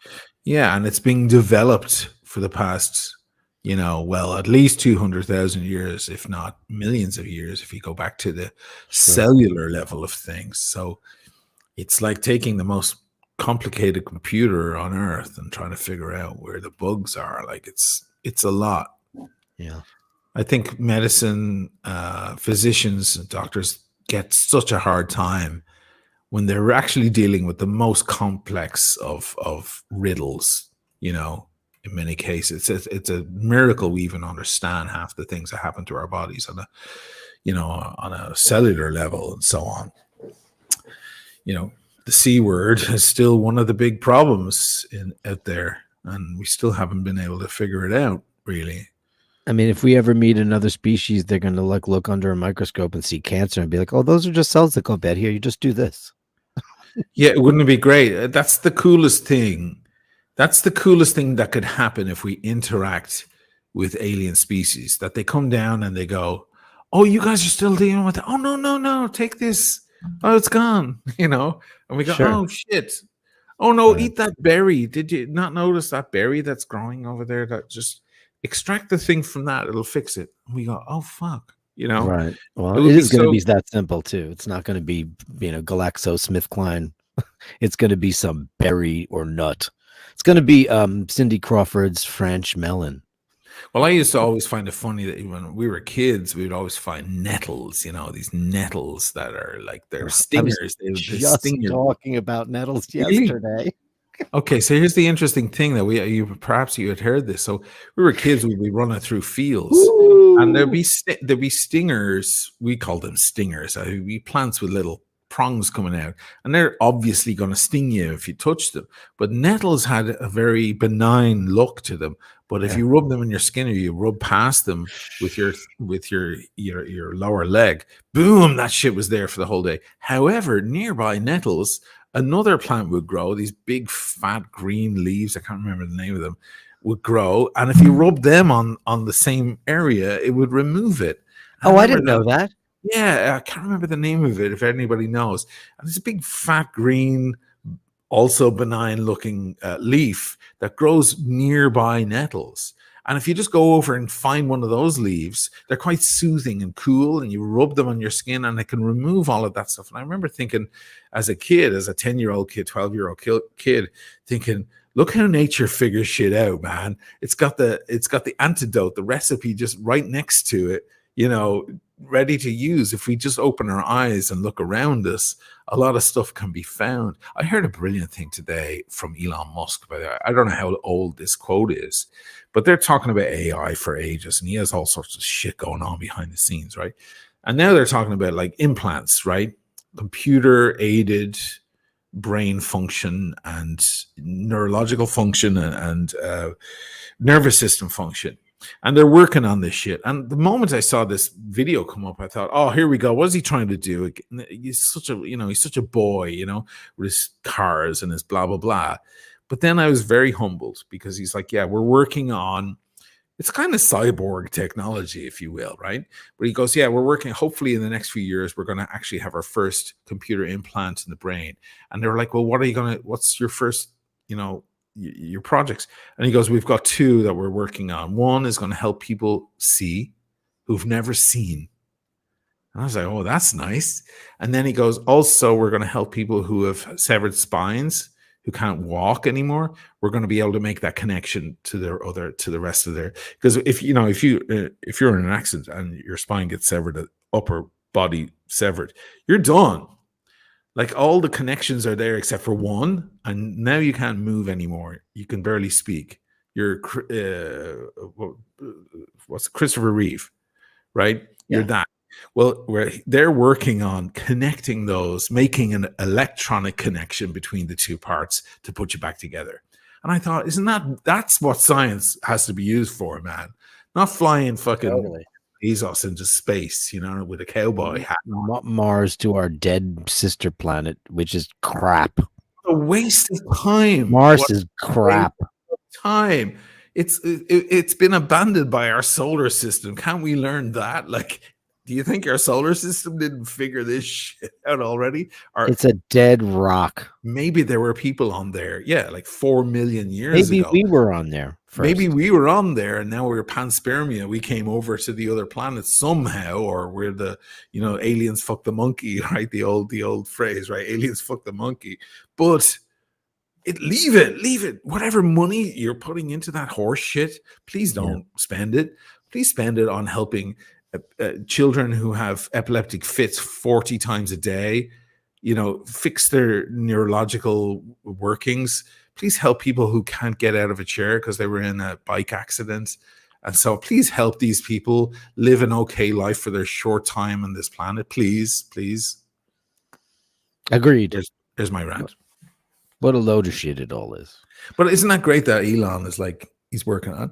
I believe in that guy sometimes. I hope. Listen, he's got the ability. He's created a lot of stuff. I mean, he's a bit of a loose cannon, but almost all people on the spectrum are, and he's certainly on it. He's definitely, he's a bit too smart for the world. Yeah. He's too smart. There's a fine line between. Yeah, it's a fine line. He's crazy, but he's crazy smart, as is Zuckerberg and a lot of people. Top Dog says Oisin is an alien. I'm not. So I had this theory years ago because I used to be into the PCs a lot. I'm still into it, right? So I'd go into PC World and stuff in New York, Comp USA and stuff. And the PC guys were all like me. They were a bit hairy and chunky. And we like fix PCs, put them together and add graphics cards and do all this kind of stuff. Then I'd go to the Apple store. And the Apple store on the second floor. Which is, or down in Soho, where all the fancy people are. In Comp USA on Fifth Avenue. If they ever had any, I mean, they very rarely had any of that stuff. So they opened the first Apple store in the world, was opened in Soho on Prince Street. I was there for it. You were there many times. Yeah. And you saw Steve Jobs there. You met him or shook his hand or whatever. That's awesome. I didn't touch him, no. Okay, yeah, it's probably best not to touch the guy. Fucking don't touch me. No. But I remember looking around at the people who were the Apple folks, and I remember thinking, I can't remember what girlfriend I was with at the time, but I remember turning to her going, if there's any truth to the fact that we're all, like distant descendants of mixtures of monkey and alien. The monkey is definitely at the PC store and the aliens are here. These are alien. Like everyone's so slender and tall and very, it's all these Apple guys are very kind of soft-spoken and very, all of this. Whereas the PC guys are more rugged. And they were humans. Yeah, I agree. Yeah. So, but I've had this conversation many times just for shits and giggles. It's fun to talk about. But I always thought to myself, well, I'm definitely Cro-Magnon man. I'm definitely primitive man. I'm not an alien because look at my structure, look at the heavy bone there and so on, and I'm kind of burly and like I'm not built like the skinny strange alien with the big eyes and the extremely gaunt face, long face with the pointy chin.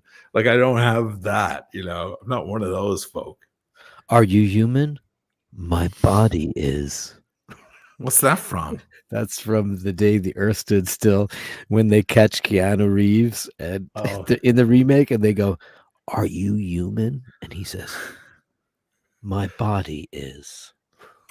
That's right, Jonathan Ewan. I'm a Neanderthal. You can definitely see Neanderthal in They me. can see it in 23andMe. If you do your 23andMe, they'll tell you your percentage of Neanderthal. They'll tell you.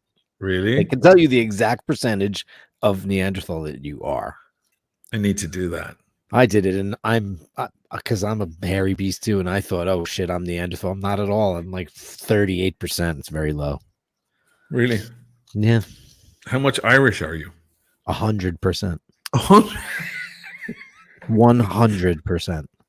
Oh my god. 100. Dude. There's nothing in me but Mick. That's it. Holy shit. 100%. You see, that would be a risk for me, being an O'Malley and all that. You're a Jew. I've got Jew. I'm definitely Jew. I'm definitely like I've Irish, Celt, Jew, maybe Sephardic some shit. Maybe, I was hoping that Spaniard, was in there. Yeah, maybe Spaniard or Turk. Wouldn't it be cool? Look at me. Look at me. I'm like a friggin' carpet. Yeah, I don't know how that happens. I'm 100%. Irish guys are hairy too, though. We're not old Sean with the aquiline, everything, and the rosy cheeks when you have a beer at the pub, right? When you're home, when you get all flushed, Oh, those they guys. get rosy cheeks. I Yeah, you know. And get the having too rosy many cheeks. beers, their cheeks Right. get I've got the red. hairiest knuckles on earth. Right. I mean, Yeah. I could pass for a Turk, or I mean, I walked in the Nah. streets of Italy. The only thing that's odd about me is that I'm big and tall and burly, but everything else are like, he's Italian. They absolutely think I'm Italian. I go back home to Ireland, and all the girls think I'm a ride, because I look like a Right. foreigner. I Right. don't look like an Irish boy at all. But then there's the black Irish, the Sure. old Irish, right? That go Yeah. way back, because I have green eyes. So I have all this shit, and then the green eyes, which is that's the curveball. Sure. But I don't know, like if I did 23andMe and you came out more Irish than me, it would feel weird, man. Well, I mean, I'm only one generation out, I mean, everyone else, my entire Irish family are still there. It was just two people that wound up coming over to America and started that crap. Neely says, I'd say you're a part Irish Celt and part Spanish Armada sailor. Yeah, that's very quite possible. Yeah. Quite possible. But you could just be a black Irish fucker just like me. And that's Maybe. it. My dad's whole side is that, and my mom's whole side. Chris, my brother, has got a little bit of Viking in him. I don't have any of it. My sister Carrie has a little bit of Viking in it, but me, my dad, and my sister Pat, we're all Kennedy, straight up Kennedy. And then my mother's side is all Murray, which is redheads and freckles, and I mean, I have some freckles on my shoulder, which no one ever sees, but and I don't have any freckles on my face or anything like that. That's where all the Viking shit comes on, because Irish people don't know. I mean, like last night I watched a documentary on the Corrs. Oh, the Corrs, yeah. What? Like, three of the most absolute bangs you've ever seen in your entire life, and then their ugly brother. He gets to say that because he's gay, by the way. Anybody watching? Well, if I say that as a red-blooded heterosexual male, I sound like a pig. But you get to say it because you're gay, because you're going, they looked fantastic. What they were wearing was gorgeous. I'm not that kind of fag. I don't say shit like that. I just think that, wow, those girls, could they be? And I don't know their names off the top of my head. It's probably like Siobhan and Maeve, and it's probably all that.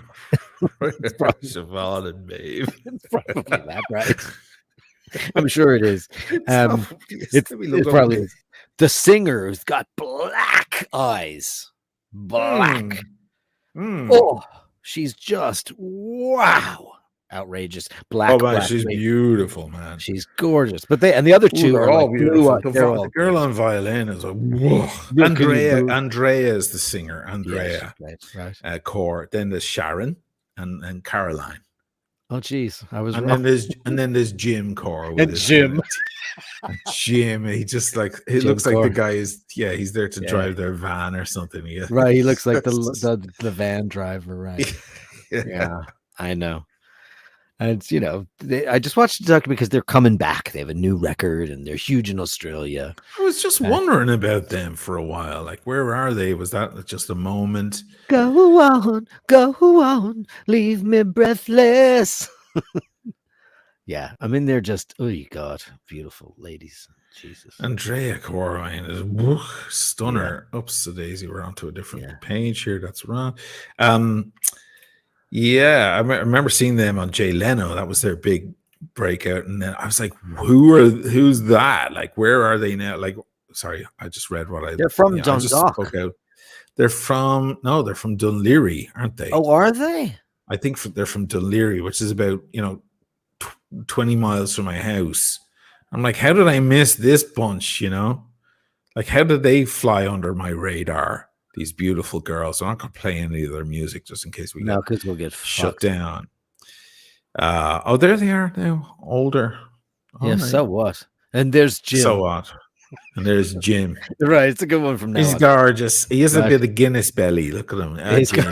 He's had a few too many jars. Yeah, sure. Jim from the Corrs is coming back. We'll buy him a pint. So it's gorgeous pint, right? I heard your new record. Her new album. Right. So the prettiest one's obviously Andrea's. Like, But look at the one on the top. left. Yeah, that's her. She's on violin, and she was like, right. and that's the one. That's the one you try. That's the one you try to hook up with, right? Because Andrea is getting all the attention, obviously, and she's full of herself. Whereas the girl on the side is that's the girl you go for. I was the same in my band. Like everyone jumping at the singer, and then it's like the smarter girls are like, I'm not going to go for that obvious shit because he gets too much. I'm going to go for that dangerous looking asshole over there on the other side of the stage. Sure, why not? You know what I mean? So that's what you got. And these are good women. And by the way, you're talking about eye color. And Andrea, look at her black eyes. You're right. They're black. But then her sister has blue. Jim has blue. And they look green, actually. Which that's for the win right there. Green eyes. The only thing better than blue eyes is green eyes. Green is because it's rare. Green is great. And you know that green comes from brown and black. I thought green was part of the blue mutation. No, it's part of the brown mutation. Comes from black and brown eyes. Yeah. Do you have any brown-eyed people in your family at all? Lydia, my daughter, has big brown eyes. Are they brown though? They're brown like her mom's. Okay. Her mom's eyes are like a fucking cappuccino, man. That's an Italian sunset right there. That's what that shit is. And when you're coming from Ireland, where all you see is fucking blue eyes everywhere, they're not interesting. Once you see a brown-eyed girl, Van Morrison. Yes, it is. Who's the sir I found out? Late here. He's a sir? Yeah, they knighted him in 2018. He's Northern Irish, so he can be a sir. He's part of the realm. He's part of the realm. If they offered it to me in any circumstances, I would refuse it. I would have to, as an O'Malley. Well, Bono took it, and Saint Bob, that cunt, the man who destroyed Michael Hutchins and Paula Yates, and he's a faker. Sir Bob Geldof. He can't be called sir either. Technically, he can be called Bob Geldof, KBE, Knight of the British fucking realm, whatever the fuck. You know who turned it down? I watched a movie last night. Sorry, I digress.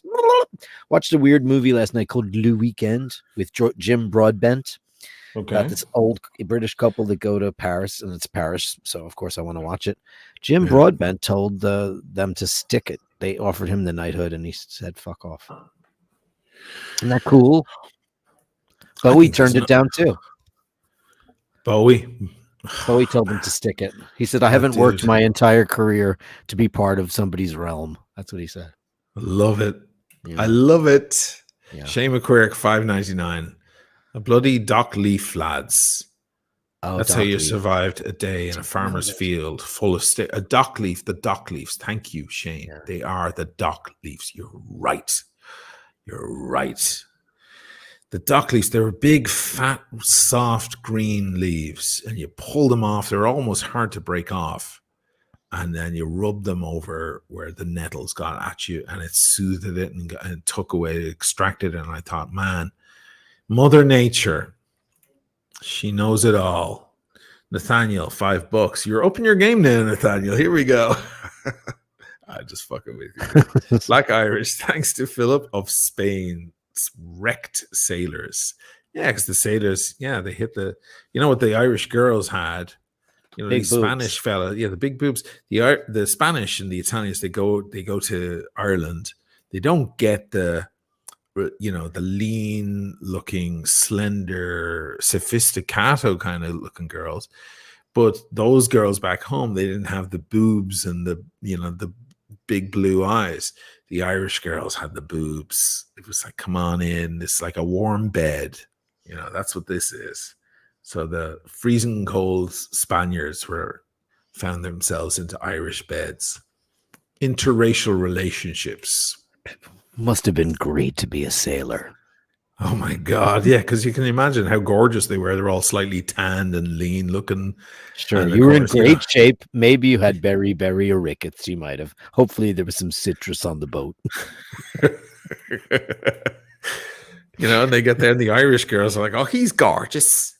I love him. He's got his big brown eyes. He's gorgeous. He's better looking than Pardick. I'm not gonna. Park.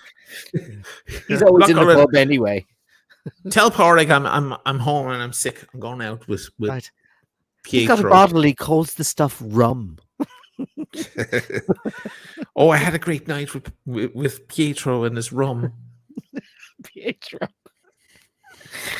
Yeah, and you could get away with it because what are you going to do? What are they going to call the police on you because you went to their village? And unfortunately, it wasn't a nice date at the docks. They just went and they raped everybody in the village. That's what they did. Right. It wasn't like day. Porrick brought Rodolfo brought the bottle of rum. It was like Rodolfo and all of his guys banged that entire family. Oh boy, it was bad back then. But yeah, I didn't have any of that here. Spanish shit in my makeup. I had none of it, and it was really annoying because I was kind of hoping like there'd be like Sephardic action or some Arabic junk. Or for a minute, it said I had 1% Levantine, and then they fixed it. They were like, "We're sorry, we made a correction," and I was like, "Levantine." It's like the Bible. That's crazy. I'm a descendant of Jesus Christ. Levantine. Wow. When was the last time you heard the word Levantine? A long time ago, man. Yeah. It's a good word. Yeah. What else was that was going on? We went on huge tangents. That's why I love you, man. What else was there? MBS versus XI Evil. China and Saudi Arabia have decided to get firmly in bed together as long as they don't talk about politics. Of course not. It'll get in the way of the money. Because the money. Because of the money. Two of the most king. evil people. MBS is probably one of the most evil human beings on earth. Yeah, I was reading that this morning, and I mean, there's not much to talk about there because, like, what else is new? Look, it's been proven that guy, had the orders to kill Khashoggi in Turkey, so we all know that. Yeah. So fuck it, it's not even worth talking about. It's just more bad people. It's like anything you read in New York and the New York Post. I see. The New York Post is just a launch pad for people to get on their soapbox and talk about all that shit. So, but anyway, for me, the big thing was I just can't believe the nonsense. And one of the guys, and I don't remember who it was, but it was in the sidebar here. He said that Paul Whelan was dishonorably discharged. He wasn't. It was a drunken. He was dishonorably discharged. Somebody said in the comments that he was dishonorably discharged, which is not exactly true. He was discharged. I'll look it up real quick. Sure. It says. Yeah, look it up there. I got to hit some questions. ID Klein says, machine that likely come up 99% Irish and 1% Rolex. That's fun. Punitively discharged from the Marines because he had a drink night. So it was punitively, wasn't dishonorable.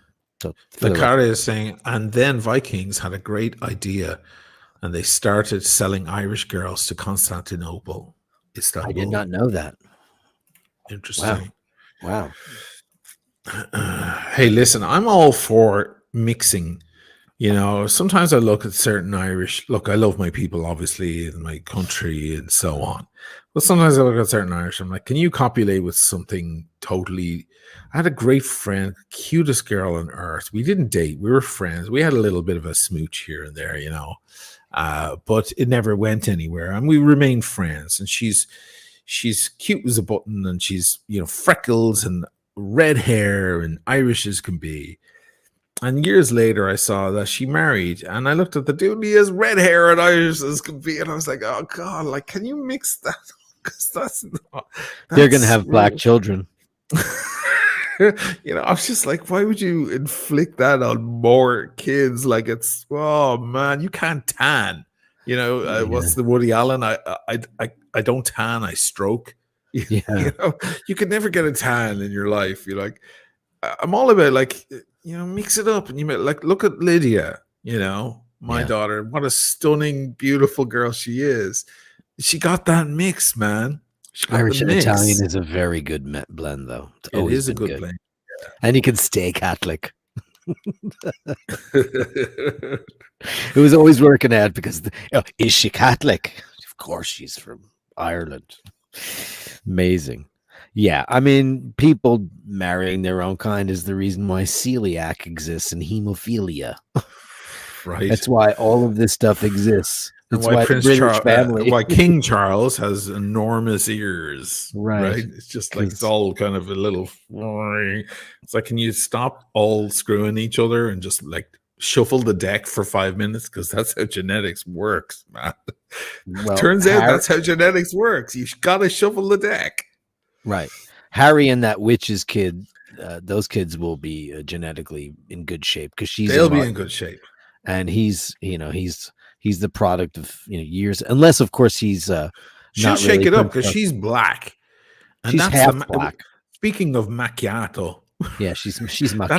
That's the latte macchiato. There, you throw the coffee into the milk, boom. Now you have the. She's such a fucking evil twat. I hate that broad. She's such a look at me. She went in there and just, I don't give a toss about the British family and all that, but she knew what she was getting into. And she found the opportunity to become this big, giant thing that she is. Now she's got her own show. It's produced by Oprah. And it's a reality show with Prince Harry and her. Oh, fucking stop whining, you twat. Ah. It's just and people are going to watch. They're going to love it.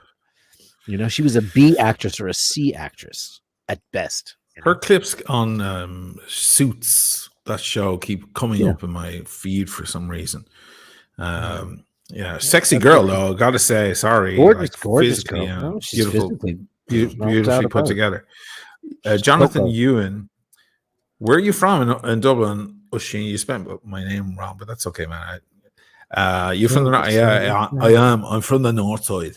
The north side, but you don't sound the fucking hard side, the north side of Dublin. The O'Malleys don't sound like that. Ado no, we don't. Like that. Yeah, it's different. Yeah, the O'Malleys are. Well, for my whole life, when we were kids, our parents would correct our grammar. So we would say things like "shouldn't he not?" He shouldn't do that, shouldn't he not? And our parents would always like correct our bad English because we would pick up like pretty awful English on the street. My God, what was the folly? There's one, folly. Would you stop following me? Stop following me. No, follow. Oh, folly, wow. folly that truck. We'd have this some awful thing that we'd pick up, and my mom and dad, especially my dad, God help him, he would just try to he correct our grammar constantly, correcting it because he's thinking like someday these kids are going to be in a job interview. And I've got to, they've got to sound a bit more broadcast and a bit more proper. But they struggled. We grew up in a very poor area. Certainly the first 12 years of my life, very poor.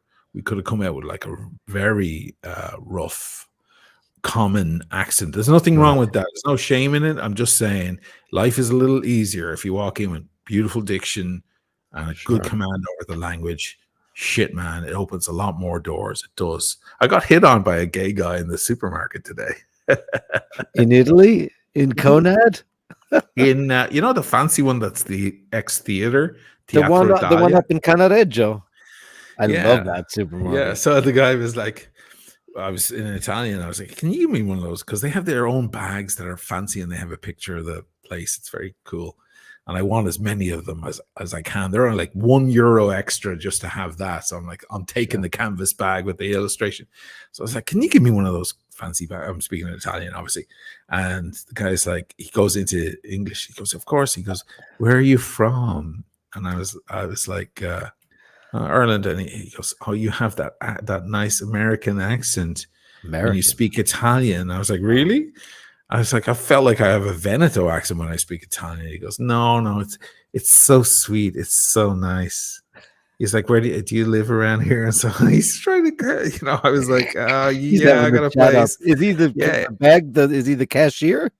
He's the cashier. And so he got into a thing and I said, and then I realized he wanted to speak in English. I keep responding in Italian, but he kept going back into it. So when they do that, you just go, okay, he wants to practice his, so I'll go into English. I won't be disrespectful. So I went into English and I was like, oh, well, thanks. That's nice. Oh, thanks for the compliment, and so on. Right. And he goes, don't worry, darling. It's great. He calls me darling. Did he? Don't worry, darling. And he goes, I'll see you soon. I'll still be here. Ci vediamo. Bello. So now he'd be waiting for the big rugged Irish man to be coming. But you don't live there though. Lucky you. Yeah, I'm rarely over there. I'm rarely on that side of the city. Yeah, it's a great supermarket though. It's like maybe the best supermarket I've ever been in my life. That supermarket has popped up on people's TikTok things like 6 things to do for free in Venice. Go to the supermarket. Go to the Conad. See this amazing supermarket that's actually used to be a theater, blah blah blah. I'll actually feature it on my channel eventually because it is super fucking cool. It's crazy. It's an absolutely beautiful place, and it's a great place to meet gay dudes. Who knew? Apparently, yeah. It's on it turns out there's a big gay scene here. There's a lot of cruising in gay. Venice. In Venice, there's a big nighttime scene. Yeah. Just where's the nighttime scene other than Rialto? Canareggio. Canareggio. Because Misericordia, the Misericordia area is where all the late night shit goes down. I was getting texts from all my newfound mates over there, and I'm on their WhatsApp group, and they're all like, "Hey, who's drinking? Who's going?" One of the guys is Brazilian, so Brazil were playing the other day, and they all met up at the Irish pub. I was working on a video, so I didn't go. But one of the girls, these are they're super educated, this bunch. One of these girls was like, "Oh my God, I'm stuck at work. I wish I could come." And she goes, it's all in Italian. And she goes, "Mio regno per una birra." And I read it and I was like, oh, she just said "my kingdom for a beer." Wow. Like a Richard III Shakespearean reference. I was like, that was fucking cool. Like, "my kingdom for a beer" instead of "my kingdom for a horse," of course, is the reference. But I was like, dang, girl, look at it. You just came out with like, who's fucking quoting Shakespeare? Like, look at you kids go. That's a turn on, isn't it? When somebody is very sexy. Something extremely smart or comes up with a quote that just floors you. Isn't that it can be yes, it can be sexy. Yes. She's not a sexy girl, but like that's a bit like, that's like, okay, there's a shit load going on when you can just fucking drop a fucking Shakespearean quote like that. That's fucking smart cool. is sexy, man. It always has been, and that's why a lot of beautiful girls go. That's why Polina Boroskova married Rick Ocasek, because he was really smart. Because he was maybe the ugliest person that ever lived. The singer from the Cars. Yeah. Girls like smart guys. It's the mind. It's the mind. Women fall in love with the mind. Sure. Even comedian. I mean, look at fucking Pete Davidson. The guy is going through. He's with that girl now. What's her name? That model girl. Jesus Christ. He's going one by one. He's going through them all. Bella, what's her name? No. He's with the other one. The one for the video, from that stupid video, whatever her name is. She's kind of an odd-looking girl. I can't even remember her name. Who gives a shit? Not that Radiskova girl. I hate her. She's so I think that's her. I think Emily that's her. Ratajkowski. Ratajkowski. She is like, I know you don't like the show, but I do. But I'm sure a lot of you cats out there do. I love Entourage. It's a stupid boy show where guys just fuck girls and drink and do a lot of weed and coke. Anyway, she's in the movie as, holy shit, everybody's dying because she's the sexiest thing on earth. She's really funny looking. I don't get it. I mean, listen, I'm an objective beauty person because obviously I don't want to hit any of that. But like, I understand why you would find, any of these beautiful girls gorgeous. She's funny looking. She's kind of a strangely odd sized nose, big weird nose, but she has a sexiness. It's a bizarre thing. I don't know what I don't know what to say. And he's with her, but he is now punching every hole in the card. Pete David, he's getting it while he can. Every single woman, they all want a piece of that. Like John Mayer. Yeah. Like they all want a piece of, like she wants, like he's just fresh out of Kim Kardashian's bed and she wants to jump in. I think a lot of women are attracted to a dude who has a big body count, a high body count. Whereas I think that's a turnoff for men in many cases. It's a high, you remember that scene in Four Weddings and a Funeral Sure. with Hugh Grant and what's her name? I could watch it in Andy McDowell. She's like, oh, there was. I think I slept with this guy, and then there was that guy, and there's like a long list of lovers she's had, and it isn't even that long. It's like 30 people or something. Is But it he's that like, many? gulp, gulp, gulp. Oh yeah. I think it's strangely, it's a phenomenon. I don't know why, but I think a high body count is a turnoff for most men. And then a high body count doesn't seem to be a problem for women. In fact, the more the better, because it just means that you're like your sword is sharp. I don't know, like You're a stud. you're swinging it everywhere. Yeah, right. Like, yeah. I've asked a million girls about John Mayer, and this is after everyone knows his history, and they're all like, absolutely. They're into John Mayer. They're into him. He's a handsome motherfucker. Of course he is. I guess, I mean, he's not Clooney or Brad Pitt. But I tried to watch Bullet Train last night. It was unfucking watchable. I stopped it as well. Bullet Train. I got about 25 minutes in. That's exactly as far as I got. Yeah, it was unfucking watchable. It's just bad directing. I think it was. It was so badly trying to be Tarantino, but written by Guy Ritchie. Right. It was like it was bad. Yeah. So I was lying in bed the other night, the fucking mega insomnia issues these days, bad sleep pattern. And I'm like, I want to put on something boring, something I can ignore completely that'll put me to sleep.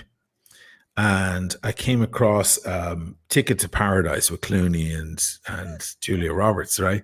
The most watery shit ever. I was like, I'll stick that on, just this nonsense. And I want to see Clooney. Clooney's wearing the same fucking Aquaterra in that whole film. He's rocking that Aquaterra everywhere he goes. This is the impetus for the Aquaterra. This cycle, this Ticket to Paradise is his Aquaterra cycle. Oh, I thought he was promoting the 57, the Chrono, the new Speedies. Yeah, because all the posters now. Yeah, because this is over. This movie flopped. Yeah, it's done. Okay. It's done already. Well, that Aquaterra, the blue dial, man, so great. Oh man, it looks great on him. Yeah, dude, that guy still looks good, but she's aged really. I'm sorry. Did she look bad? I hate to be an asshole. I feel like such an asshole. She is not aging well. It's a weird thing. It really is. They should have really made that up a lot more. I don't know what the hell. I'm being an asshole right now, but it's shocking. But why did I talk about this? Yeah, it's just because like garbage why film. Why talk about anything? But yeah, I know, right? But you're right, you make a good point. But yeah, there you go. You stick on the garbage film because you're hoping. But what actually really happens is you get distracted by how bad it is. And so you're not going. You're not going to sleep. You're not going to sleep. Was the it greatest shite? film? I didn't even get there. I got about a third of the way through. I mean, it's fucking awful. They dialed it in. They phoned it in. I mean, it's clearly just a payday for them, and they're just having a laugh, and that's fine. Obviously, I mean, that guy knows what good movies are. He just took that one on. He's financing a couple of his indie projects. Exactly, and he's given women in their early 50s something to look at. A bit of romance on a fancy island, young love and old love. That's what it is, because the two of them are, ex-husband and wife, and I assume they're going to get back together at the end of the film. I'll never know because I'll never finish the film because it was painful. But all of that. Anyway, I just get distracted by how awful it is. So I just like, okay, this is not good. The best film to put you to sleep, if anybody needs this tip, life hack is what I mean, a tip. And it's an excellent film and excellently made, beautifully shot. Steven Soderbergh with Clooney, actually, and Viola Davis and other actors, is Solaris. Solaris is an amazing film, but if you're tired, you will go to sleep. What's happened? What's wrong with you? I watched it 2 days ago, and I watched the original Solaris. Oh, the Swedish one. Yes. I Yes. watched them both on Tuesday. I was sitting here. It was a shitty day. No and I had way. TCM on it, and I saw the original Solaris. And the British girl was like, Solaris. I'm like, it's not Solaris, sorry. And I said, I've never seen that because I love the Clooney one. So I Right. watched them both.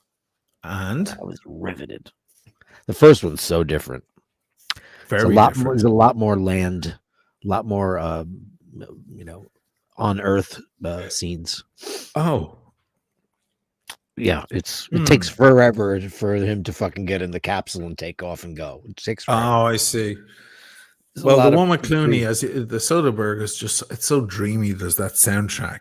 Oh, And yeah. it's like Solaris, the planet is hypnotizing you, and the whole way it's shot. And I remember watching the first time I watched it, we were on tour. I was watching it on my laptop in the van on tour, going from one gig to another in the middle of the night, whatever. And I fucking passed out. And I woke up the next day going, God, I only made like an hour into that movie and it was really good. Why did I fall asleep? Because it's So I tried it again the same night, the next night, and the same thing happened again. And I got furious. It kept putting me to sleep. It's just like, it just made me, I was interested. I loved it, but I just went, just 4000, massaged my 2001 mind. is the same thing. It can put you to sleep. Right. It's somatizing. It just hypnotizes you into sleep. You just, Somatizing, good word. it's so true. You just get pulled in and you just get so relaxed from it. It's over. It's incredible. Wow. Yeah, it's good stuff, man. Soderbergh. Burton Dundee says, I've tried Avatar 3 or 4 times because it's shit. It's the come worst movie on. ever made. So bad. And did you see the clips from his upcoming Avatar 2, The Way of Water? It just looks I like do the not. worst, shittiest video game ever. That guy, I don't know. What I happened? love The Abyss. The Abyss was fantastic. I love Yeah. that film. I love the original and the director's cut even more. Ned Flanders, $9.99. I highly recommend watching Bob Ross to fall asleep. Yeah, because Sure. it's so calm and he's like It's a painting. beautiful And tree. I'm gonna put a works tree great. here. Yeah. I just love the sound of rain. It's been raining the past few days here heavily, and I leave the window a little open and it helps me get Yeah. to sleep. Yeah. I have Once the there's YouTube rain. stuff. I'm going to send you a bunch of my YouTube because I do not sleep well at all. I just stand there and go. I have a bunch of sleep videos. They're black screen, but it's light thunder, and I've also found a great one for your TV. Remember back in the day when we got our plasmas and we were running color slides and all that stuff. Yes. Now you just go on YouTube and they've got 4K color slides and all the ink and all that stuff, but with this kind of Vangelis-y soundtrack. And it is like, if you put that shit on, you are out like a light. Boom. Well, at this point, it's well known with me that I play The Sound of Rain throughout the house and in the bedroom. It's great. And when I was up in Washington Heights, I remember back in, 2015? I had these big stereo system there in the bedroom, and I would play that Sound of Rain, soft rain with distant thunder. And it would just happen. It would just go on, and I would just love it. It was, if I turned it off, I felt naked. Like it was always on in the apartment, and obviously in the bedroom it was louder, and it would just would massage me to sleep. But I would leave the apartment and go out and do a day's work with the shit. I would just leave it on in the apartment. Yeah. Until eventually the neighbors came by and knocked on it. Has it been rain? Has there been thunder? Because we keep hearing thunder and what's going on? It's like, I don't know. It's I wouldn't admit to that. I'd be like, I admitted to it it. must have been. I don't know. It is very, very calming. Rain. I love rain more than I love thunder and lightning and love all that. It's so nice to be indoors in the warmth and like with rain at the window and like You can smell it through the screen. That's a real smell. It's a real trigger for me. Summer rain through a screen. It's got a beautiful smell to it. I love it. Nathaniel, $2. People say Avatar will blow away Maverick. No People way. are idiots. The first one was just, it's just such a pile of shit. Such a pile of shit. Yeah, it was awful. I couldn't stand that film. I mean, People even love that though film for Sigourney some reason. Weaver was in it, and I think she's a goddess. Of course, yeah. We Well, just watched she's a movie with her the other day, and it was her and Kevin Kline in a new film called The Good House. huh. And I never heard of it, didn't know it was out, but we decided I had made a nice dinner, and we decided to watch it, and it was fantastic. Really? And it was about a realtor up in Nova Scotia or Massachusetts, and and it turns out she's a raging alcoholic, and she's Can you send me text me that now so I don't forget? Yeah, I'll send it to you. Yeah, and it's her and Kevin Kline, and Rob Delaney is in it too. Oh. He actually plays a very pivotal role, but it's about this real go-getter woman. Her husband left her for a man, and she's on her own, and her kids are dependent on her, but the kids aren't very nice to her, and it turns out she talks to the fourth wall. And she narrates the whole movie, and she's so fucking excellent. And it turns out all the things that the kids said about her were true. And I'll say nothing more about the film, but it was acting tour de force. And she's a great narrator. In America, the you know this for sure. Planet Earth, narrated by the BBC thing, amazing feats in cinematography, etc. Was narrated, of course, originally by David Attenborough. It was amazing. High in the Sierra Mountains, all of that.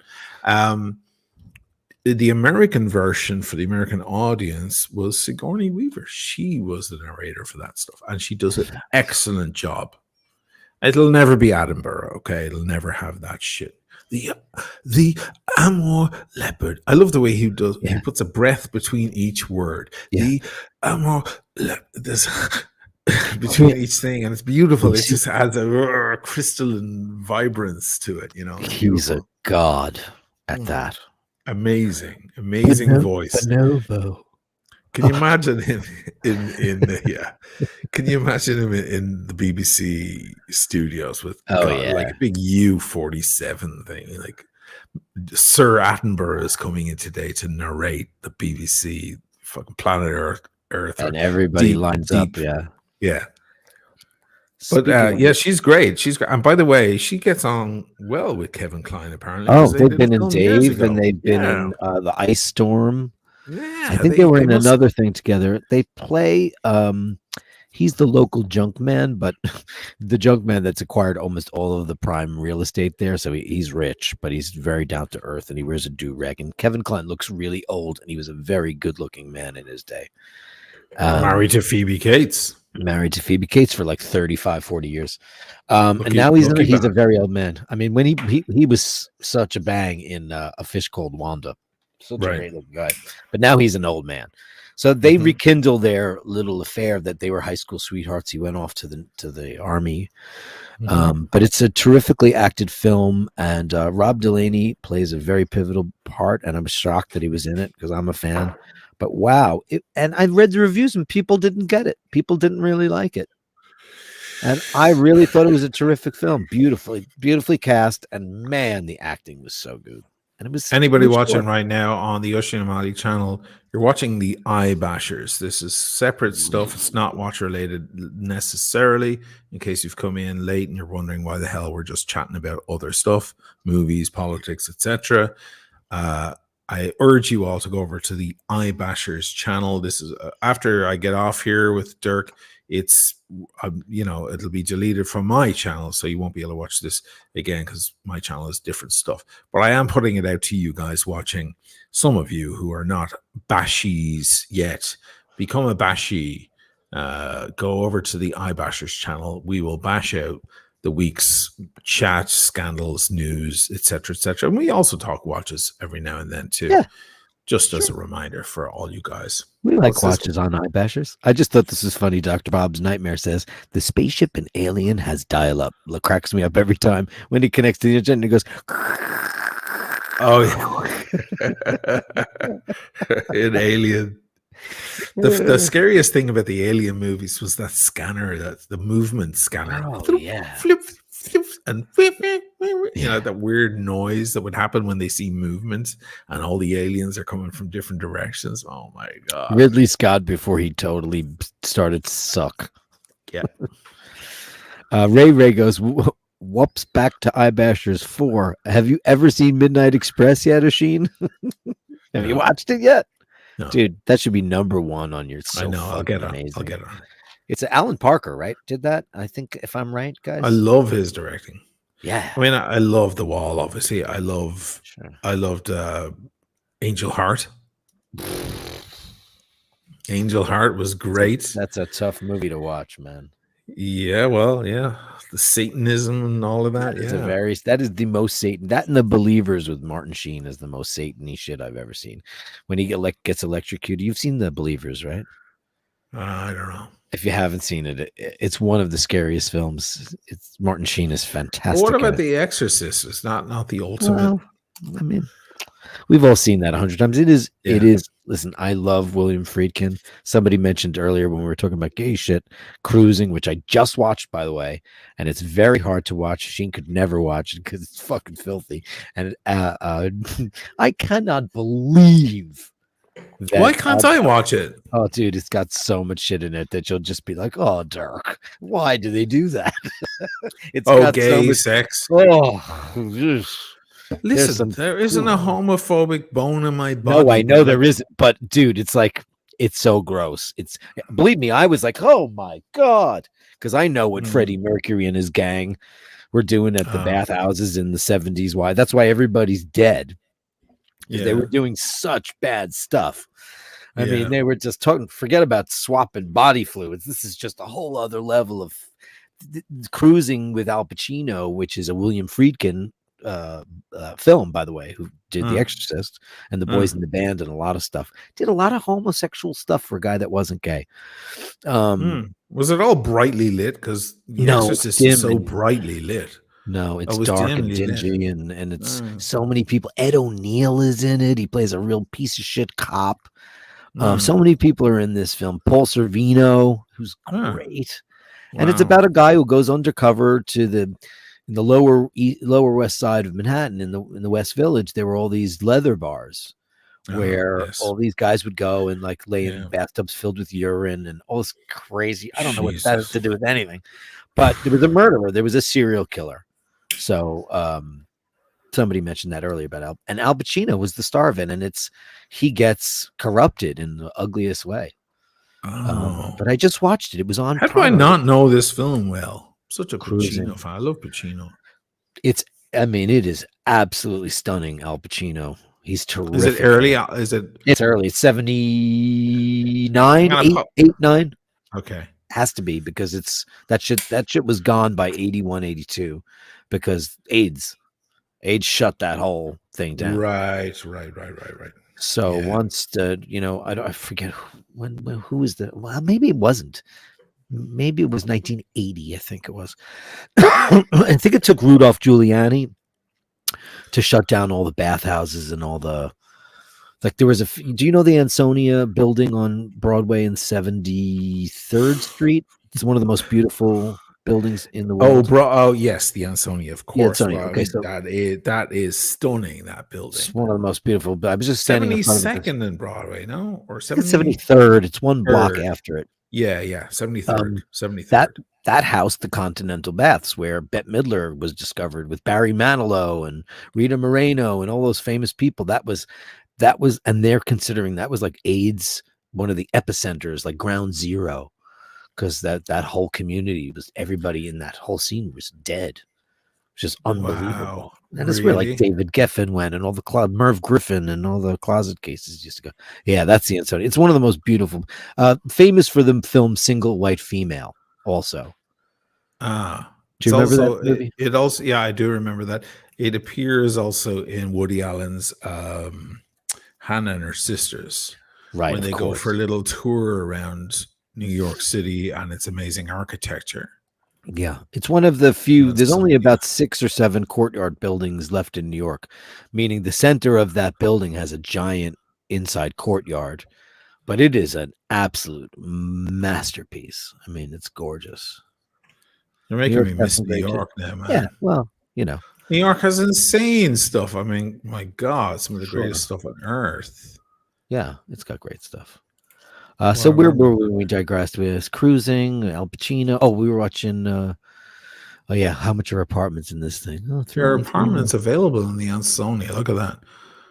2,250,000. That's not bad. Jesus. Look at this. Can we look at the one 3,750. for? Can we look at the one for only 1.5 million? Look at This that. one? Yeah. Oh god. It's in the Insomnia. Holy, on the other side, facing the Hudson. Let's have a look at the photos. Oh, it's We wanna see the completely raw. pictures. Look at Yeah, that. it's raw. Wow. Yeah, so you put a few $100,000 in, and you've got a place in the Ansonia. What are Still the nice expensive doors ones? there. That's beautiful door there. It's the second most beautiful building. I mean, I'm arguably you can't say that because the Dakota is beautiful, but what's the really expensive ones look like? Let's have a look here. Oh, they want me to fuck fucking that. sign up.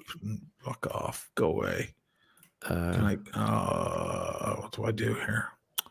Close. Boom. Got it. We could sign him with Google. Oh, look at that. Oh. Okay. Oh yeah. Nice. Unusable, but that's stick a plant in that. Wait. Is it unusable because every apartment in that building did have a fireplace, a working They aren't going to fireplace? use them now, though. Why not? Look at that flash mirror, man. That's very Van Eyck, isn't it? Yeah, it is beautiful. I mean, Bono just got in trouble because he's in the Century, I think he's in, or no, he's in the San Remo, and he complained that everybody's fireplaces were putting soot all over his windows. So Yeah, because that shit goes through the building.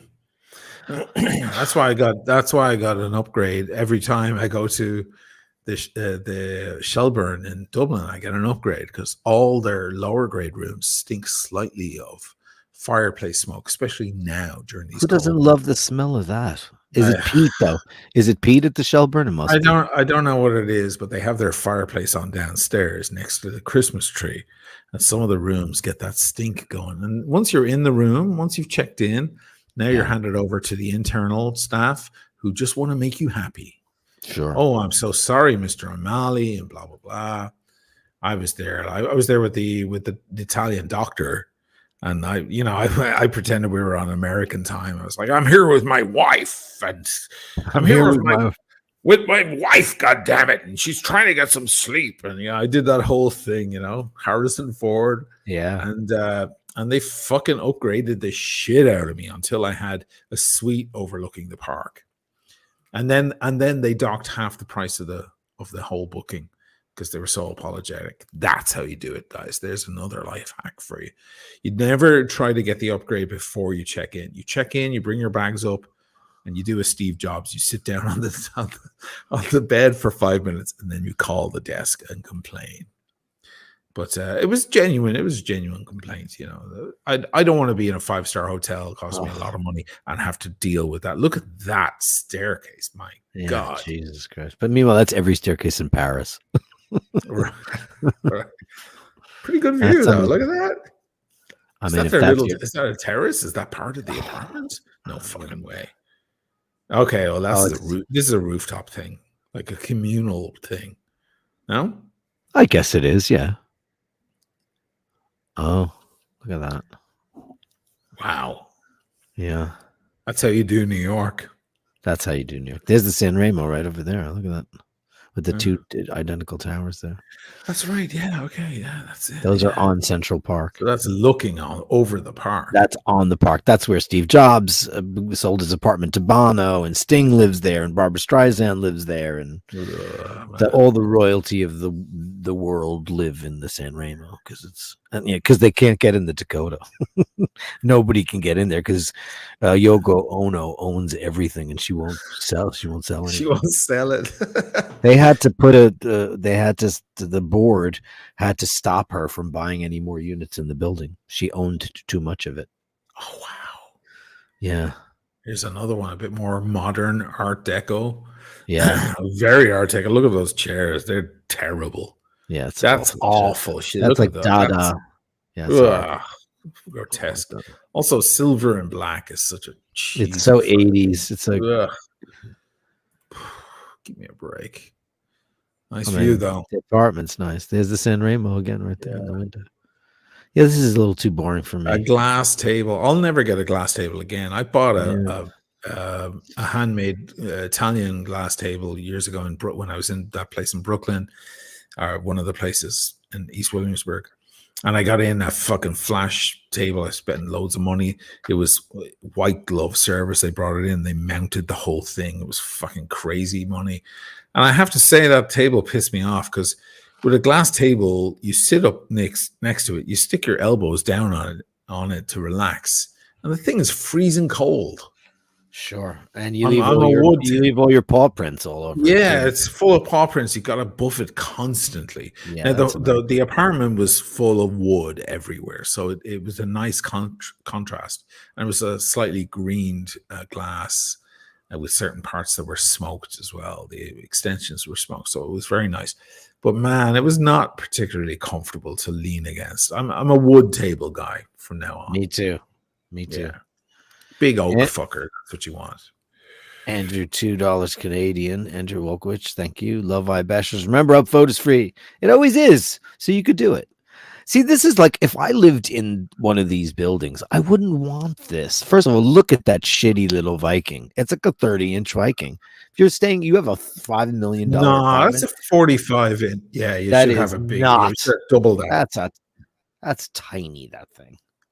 Is it the where's the creating? Yeah, you think so? Yeah, I think that's small, but it's like I don't know. Look how horrible that is. This looks like a bad hotel in Vegas. Yeah, with the bulbs around the. That's not good. Yeah, like showgirls. That's hideous.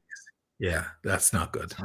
It's hideous. And you're right. Like look at the way it's put together with the gold trim. Oh, right. Yeah, it's horrible. Oh, it's bad. I want the old claw foot tubs. I want the original plaster walls. But that looks. I swear to God, this is a communal top. Like you probably have to book that. See that little table there where you get a guest over. Yeah, you probably have to book it ahead with staff down at the desk.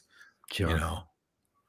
I need it for Thursday night. Is it available? Blah blah blah. But it is a cool looking building, man. It is. That's a very funny angle because those are things. The towers are not oblong; they're circular. So that's like some kind of fisheye lens going on. Yeah, it's a fisheye thing going on. Yeah, because it's beautifully round. But it's a monster building. I've been in there a couple of times. I've never been in there. Passed it a million times. Love that area. Love that part of New York. It's not great for nightlife, though. If you're out after 10 p.m. up there, there's not a whole lot going on up there. You got to go down to the Village. Sure. That's a residential part of town. You're going there for a late night dinner and you're going to go to bed, or you're going to, go to somebody's house. Yeah, there were like early people. I dated a girl there who worked for 7, was it the Channel 7 on New York? Oh, that really? One? Yeah. Eyewitness News? I can't remember. Yeah. She was originally Iranian descent, and she was a journalist in one of those channels up there, and she had an apartment up in that area. And man, in the evening there was nothing to do. You had to get the hell out of that area to do anything. We were up there. I've been up there twice in the last week. I mean, if you want opera, it was great, right? Yeah. You want opera, and there's great cinemas up there. Yeah, that's where my voice teacher was, 1 block away from there. Marty Lawrence was on 72nd, just west of Broadway, half a block west of Broadway. Okay. So I used to go up there through my teen and early 20 years, twice a week, every Tuesday and Friday. And I used to just hang out up there and look. There's the Gray's Papaya still there on the corner. We could go get a hot dog and a shake. That's still there, which is I'm so shocked. I remember my friend Peggy Donnelly had an apartment up there, and it was huge. And I think she paid like $600 a month, and that was expensive at the time. Huh. Yeah, so up the Upper West Side is architecturally one of the most beautiful parts of New York City, especially for the apartment buildings. And the brownstones are just the ones off the park are just the East Side kind of got scavenged early and rebuilt, and a lot of Yes. 60s, 70s architecture, whereas the West Side is all the turn of the century, monolithic, gorgeous, crazy stone, sandstone, and it's beautiful. So true. Beautiful. So beautiful. Yeah, it's beautiful there. Beautiful in spring and fall, especially. Because there's so many Cool. more trees. So many more trees. Yeah. Yeah, and you also go- the big mall on Broadway. It's lovely. It's lovely. Nice part of town. If I had a shitload of money, 77th and the park would be perfect. And the park, yeah. Yeah, it's beautiful. Stunning right there. Near the Trump. No, way up. 77th. I So love that home. By the 77. museum, by the Museum By of the Natural museum. History. Yeah. It's just beautiful. Great And then spot. you could just shoot down to Columbus for Yeah. shopping, Amsterdam, all that stuff. It's just very, and You're on then the C train. You're on the C train there. which you're is on the great. A or the C. Yeah. The C train stops are gorgeous. Sorry, guys, we're going on about New York here, but hopefully you're interested. But those stops there are very vintage feel, They are. and there's one train going one direction. It's Yeah, nice. it's one train going one direction. Yeah. And it's great because if you some of the entrances are on the park, built out, and their entrances are built out of the same exact limestone that the entire periphery of Central Park original was built in, the original. So Wow. they're so gorgeous. The steps, and of course maintenance happens and tiling happens and stuff, but some of the old Sure. stuff is 100, 120 years old at this point. Yeah, it's great.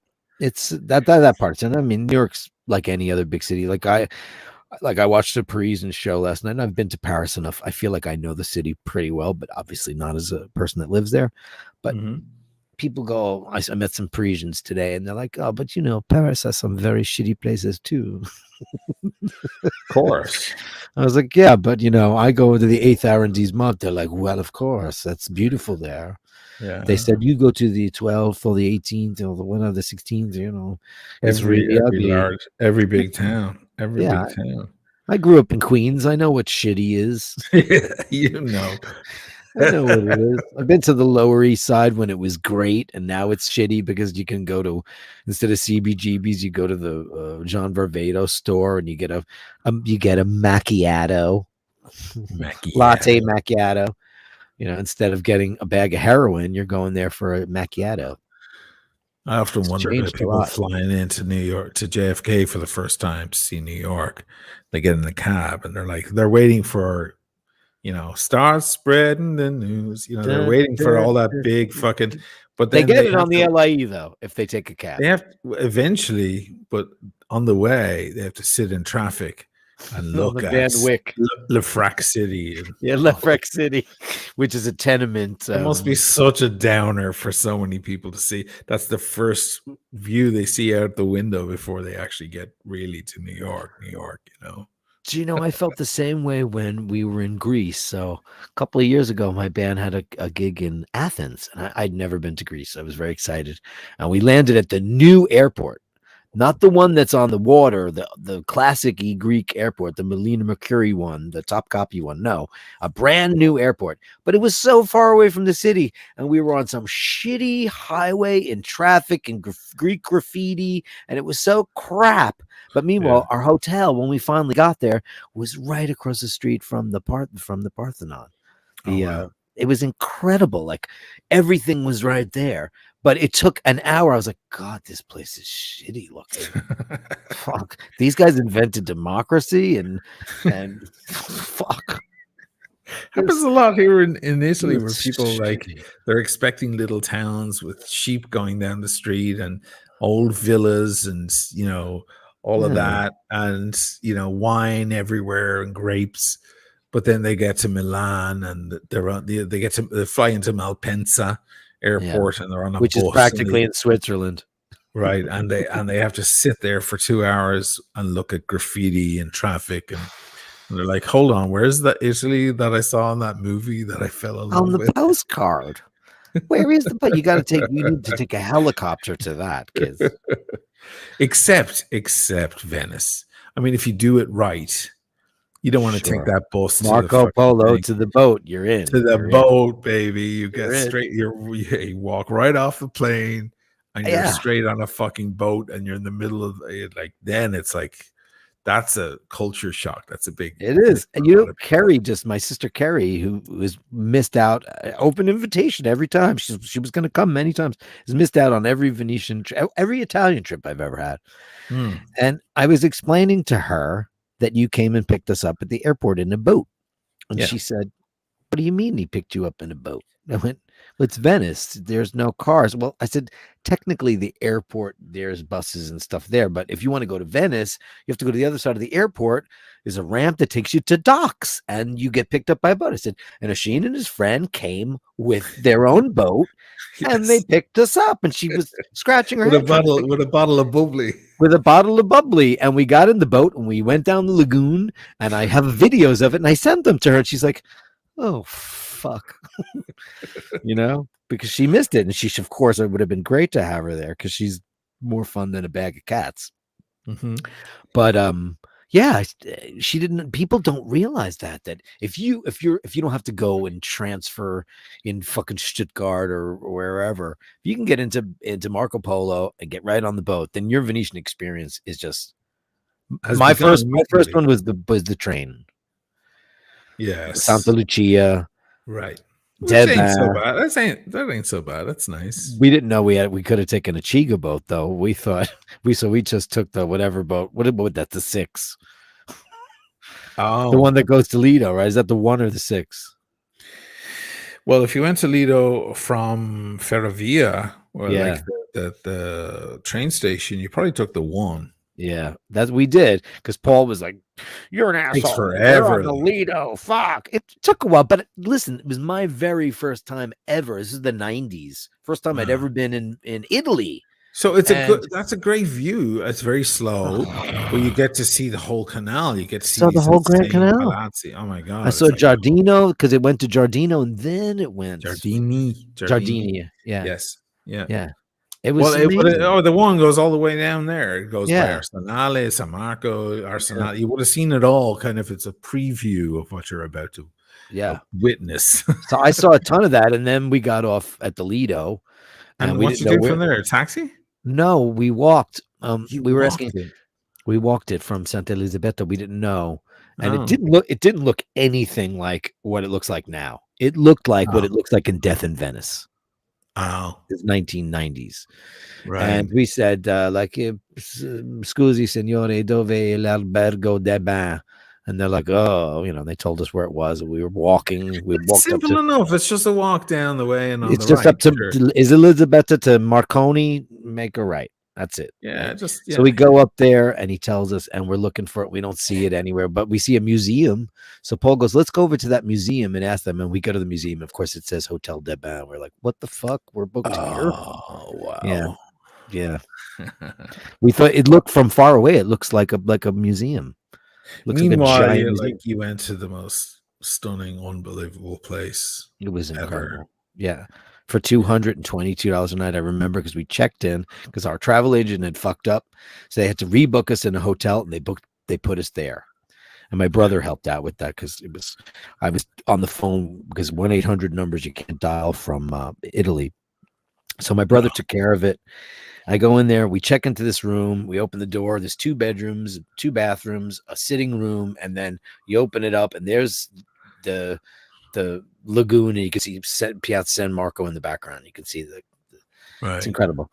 So I go downstairs. I said, I just want to check what the price is of this. We And just she saw was our like, room. 200. It was like 50 billion lira, which was Yeah. $225 a night, and we stayed there Right. for 4 nights, and that was the start of my love for Venice and all things. What people Right. wouldn't give to go to stay in the Daban now, if it were even a I know. thing. If it were even a thing, that place is still mesmerizing. Even Sure. closed, it's mesmerizing. We should get. I don't understand why the Four Seasons does not have a property in Venice. They do not have one. What is wrong? Yeah, I with it? passed one earlier today. I took a photo. Can you look it up? It's called, because I was over in the ghetto, in the Jewish ghetto, Mhm. getting some cigars. It's Hotel Palazzo Nanni, Nani. Oh, I know what that is. Oh, you know, it's part of the Yeah. Radisson. Yeah. I took a We looked photo. at that. I took a photo at our entrance, and it was, and it was a shit. It's 5 stars, man. Yeah, it's 5-star, but it's look where it is though. I haven't It's seen just- it before. Yeah, it's all marble and stuff, right? I remember looking at Yes, yes. that. Uh-huh. Is it good? $219 a night. Yeah, that's reasonable. It's beautiful. It looks like it used to be a bank, but that's so Venice, isn't it? Yeah. This Yeah, is the neat, Nani- though. I didn't know this place. Yeah, it's up in Canareggio, right? I remember looking at this last year and saying, "Oh, that's too far away," but it's beautiful though. Radisson, fuck me, they're upping their game. And Four Seasons doesn't. Now you've got the Europa Regina, which are both managed now. They're one hotel and they're owned by the St. Regis. And now, I mean, you can't even get in the Europa Regina. And 5 years ago, you could have got it for $300 a night. Oh, it's stunning now. I'm pulling this up for everybody. Yeah, I mean, it was impressive looking. I mean, certainly the entrance. yeah. Oh, we got a little video here. Oh, hello. Great. Oh, no, it's got a 3D. What the hell is this? Oh, weird. Oh. Okay. Oh, you can actually walk around them. This is Feel the like I'm exact in photo. This is Titanic. where I was looking. This is the bar. I was. Thank you for the ad. I was thinking of going in and having a quick cocktail, but I was like, fuck it, I'll go home. Interesting. Look at this. Getting very modern now. Look. Now this is where I want to go have a cocktail back here. Or Sure. dinner with friends. Look at that. Looks like they have a garden in the back. Oh yeah. Oh wow. Oh yeah, stunning, stunning. And a gondola. Oops. Oh shit. You're I in just- somebody's room now. You're That bad. that was weird. Shit. How do Those I go things back? never work out the way they were. No. Look, they got a little thing on the bottom where you can just go. Now I'm pick- back in the garden. Look, the computer program figured it out. Look at that gondola at the back. Is a massive big Wow. one. Wow. I mean, to have breakfast right there with the Lovely. gondola, it's nice. Ooh. Venice knows how When to did this do it. open? This opened like a year ago, This is right? new. I haven't been back to Smoking Moses in a year. And Is he up in Canareggio? I thought he was in Giudecca. No, he's in the Jewish ghetto. Oh, I didn't Moses. His know name is that. Moses. It's actually I Aldo. don't know. It's Moses. It's no, it's in the ghetto, and it's even cooler for that reason. Very, Look at very that cool. espresso machine. Holy shit. Yeah, you want some of that, don't you? Every time I see coffee, I want coffee. Look, like now I'm getting like what drug addicts feel when they need heroin. I just think, oh shit. Look at that. It's beautiful. This was is definitely glorious. some other kind of property they turned it into. Oh, look look, at at that. this. There's a bar Oy. upstairs. Come Oy vey, on. I have to go up there. Why is it loading? What the hell? It's very advanced, this stuff. Look at these Italians getting their game on. Look at this Ooh. grand salon. Oh, beautiful. Oh, oh man. This is What's really fucked up is like you could go there tomorrow. That's what's really fucked up. Is that you I'll could go. I'll there. go there tomorrow, and I'll You post could something on easily my go there Instagram. tomorrow. Yeah, I'll go there tomorrow, no problem.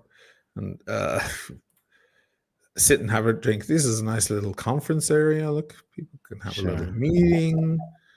This is nice. The best grand salon though is the Aman. Their grand salon is fucking. Sure. Why wouldn't it be? Yeah. That's kind of it's the type of people though that have no idea what the value of money is. People who in the Amman, they have no The concept. Aman.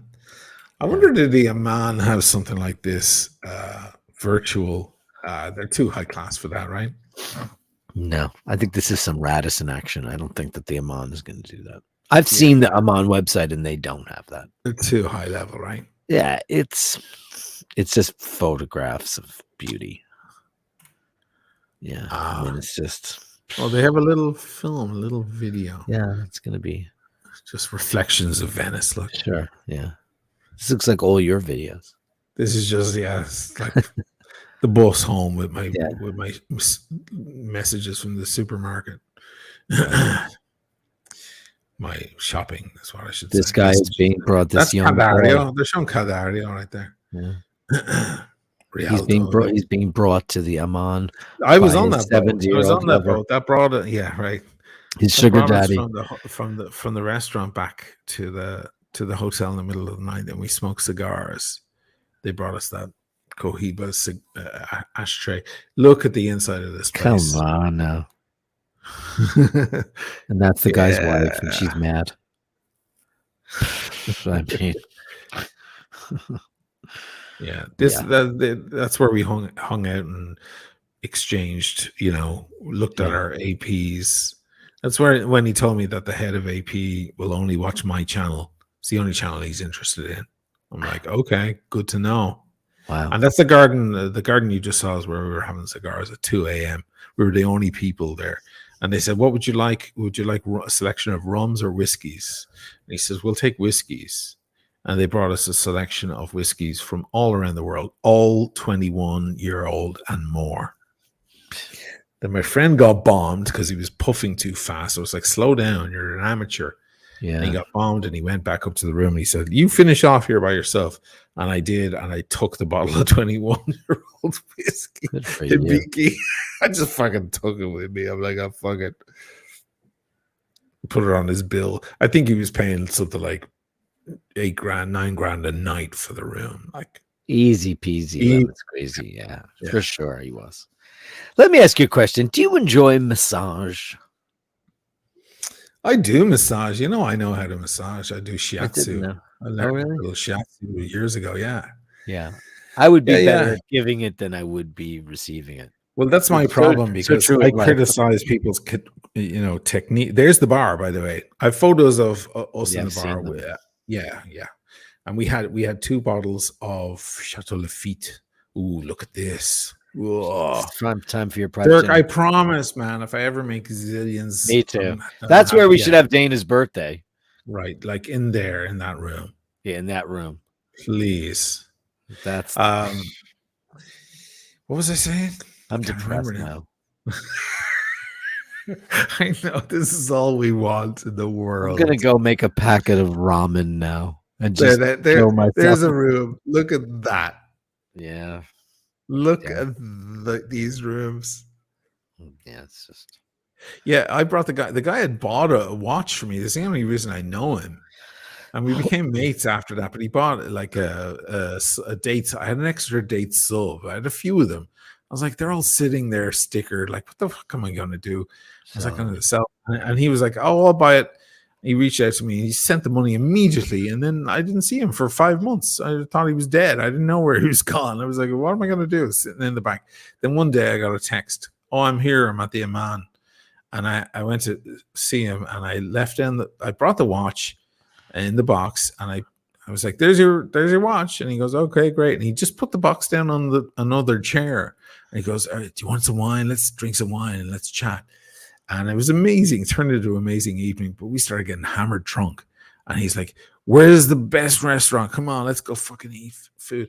I was like, I called my friend immediately at Linia Dombra. I was like, do you have a table for 3? Like, so we were going and I was like, don't forget your watch. Your 16th at the time was 16,000 euros. And he goes, oh, fuck yeah. And he almost forgot it. And he grabs it and he goes, I'm not going back up to the room. And he goes, he says to the bartender, he goes, can you make sure this gets up to my room? I'm in suite number 2. I was like, oh, fuck. He just handed it. Certainly, sir. and that's And when that he was- got switched out for a replica. A replica would have been Would a have great been great. moment. Yeah. Do that. Always keep a replica suitcase filled with replicas. Just So you have it ready. So when you're in a hotel, you can swap them. If you work in a hotel, it would be a smart move. Because all you have to do is a couple of Royal Oaks, because of course that's going to happen. A couple of big ass Datejust, some subs, Daytonas, and of course a couple of 5711s. Right? Right. I think that's covering the bases for the most, because you don't ever want to steal a watch from an Omega guy. You know why? Because he's an Omega guy and he's cool. Yeah.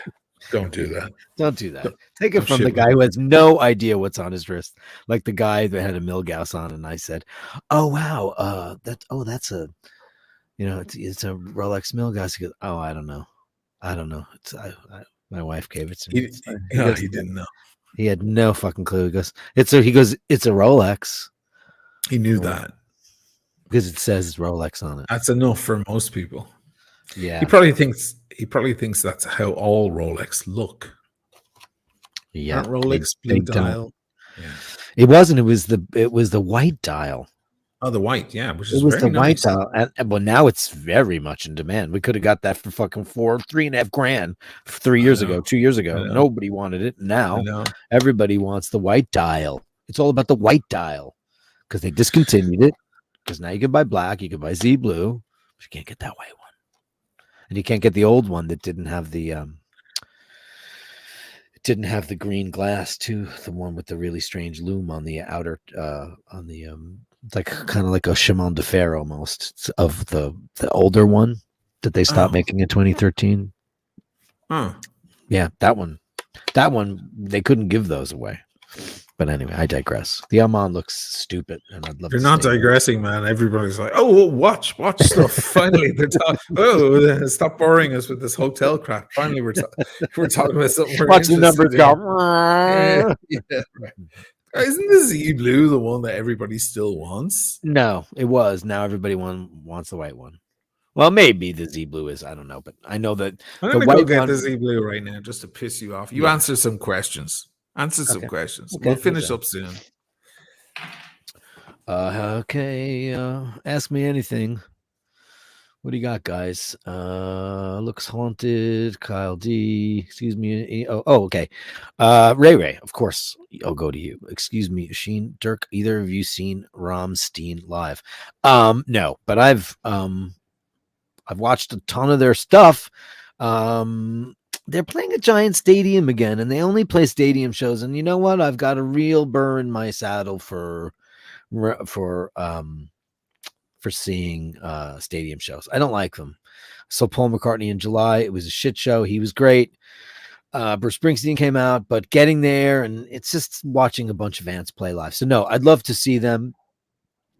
I think that Deutschland is one of the greatest videos ever made. Actually, I think it's the greatest video ever made, and they're amazing. So no, and I know Sheen has not seen Rammstein either. Z blue is like a Tropotopes from McDonkey. Z blue is like a tropical beach.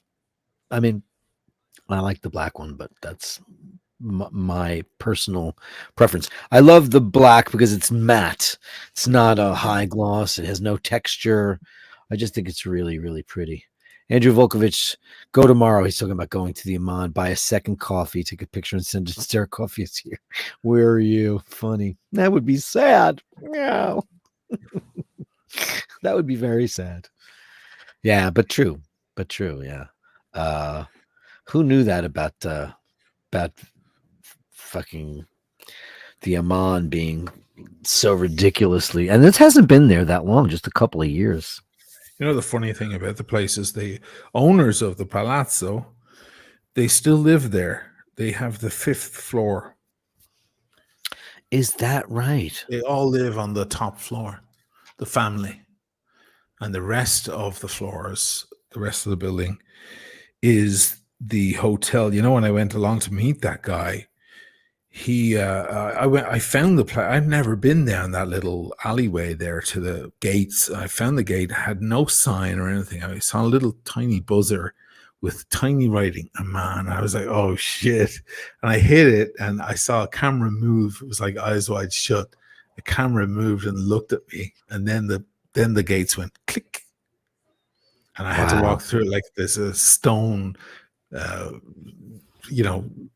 way, like a little trail to and they opened the door and they said, Mr. O'Malley, yes, he's waiting for you at the bar. And I was like, oh my God, just ask me for the password, Fidelio.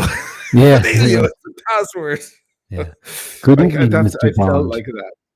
Yeah, good evening, Mr. Bond. That's what I felt like, Right. man. Luckily, I wore my Ellipsis. Royal Oak. Do you remember the code in Casino Royale was ellipsis? For me, it's all eyes wide shut in my mind. you know? Hey, I have a question, a Venice related question. I did not know that Francesca Bartolotto lost the Bauer. I did not know that. It's sold. It's sold to Signa Group. Mm. An Italian guy that comes in. Is that a bottle of Montenegro? Yeah, I'll have a little Montenegro. It's getting late, but it's all iced. It's all It looks thick. congealed. Yeah, it looks Yeah, it's thick. congealed. It'll freeze that shit. Yeah, she lost it. She lost the hotel after all those years. Yeah, that's just obscene. Yes, Yeah. you love it. Yeah, that's the most beautiful watch ever made. Really is. Other than the CK2915. I mean, that is just what a stunner. What an absolute stunner. You're getting really shitty front light on it. It's dark. Yeah, You need to put a little that flash. better. Yeah. It's great. It's great. But just put it on. It looks better when you wear it. Look how blue it is and beautiful. Yeah. And it's got so many different impressions of blue, depending on where you are. At night, it's dark, and the sun, it's bright. Daylight and sun, it's outrageous. It's a sparkler, yeah. It's an absolute sparkler. It's definitely the prettiest watch they've ever made. During the day, it's got that. Isn't that snick and that snap? Yeah, it's a glittery box. Look at that. It looks so much better when you don't hold it up, when you just put it on the wrist. Yeah. Because that's the way the light catches it. Let me see if the computer screen can put some more light on it. Yeah, it's not giving it. It actually looks gray here. It doesn't look blue at all. Really? You can't see the blue, and you can't see the green glass either. She's so pretty. Yeah, it's tough. You're in a tough lighting situation. All right. I mean, it looks beautiful, but you can't see what it is exactly. But so yeah, the Bauer is now owned by an Austrian real estate investment group. How sucky is that? Oh God. Her family has had that hotel for 1,000 years. Well, when did that happen? Happened like a year ago. I didn't even know about it. Because I need to get. I mean, I go there sometimes for breakfast. I love their bar for an aperitivo.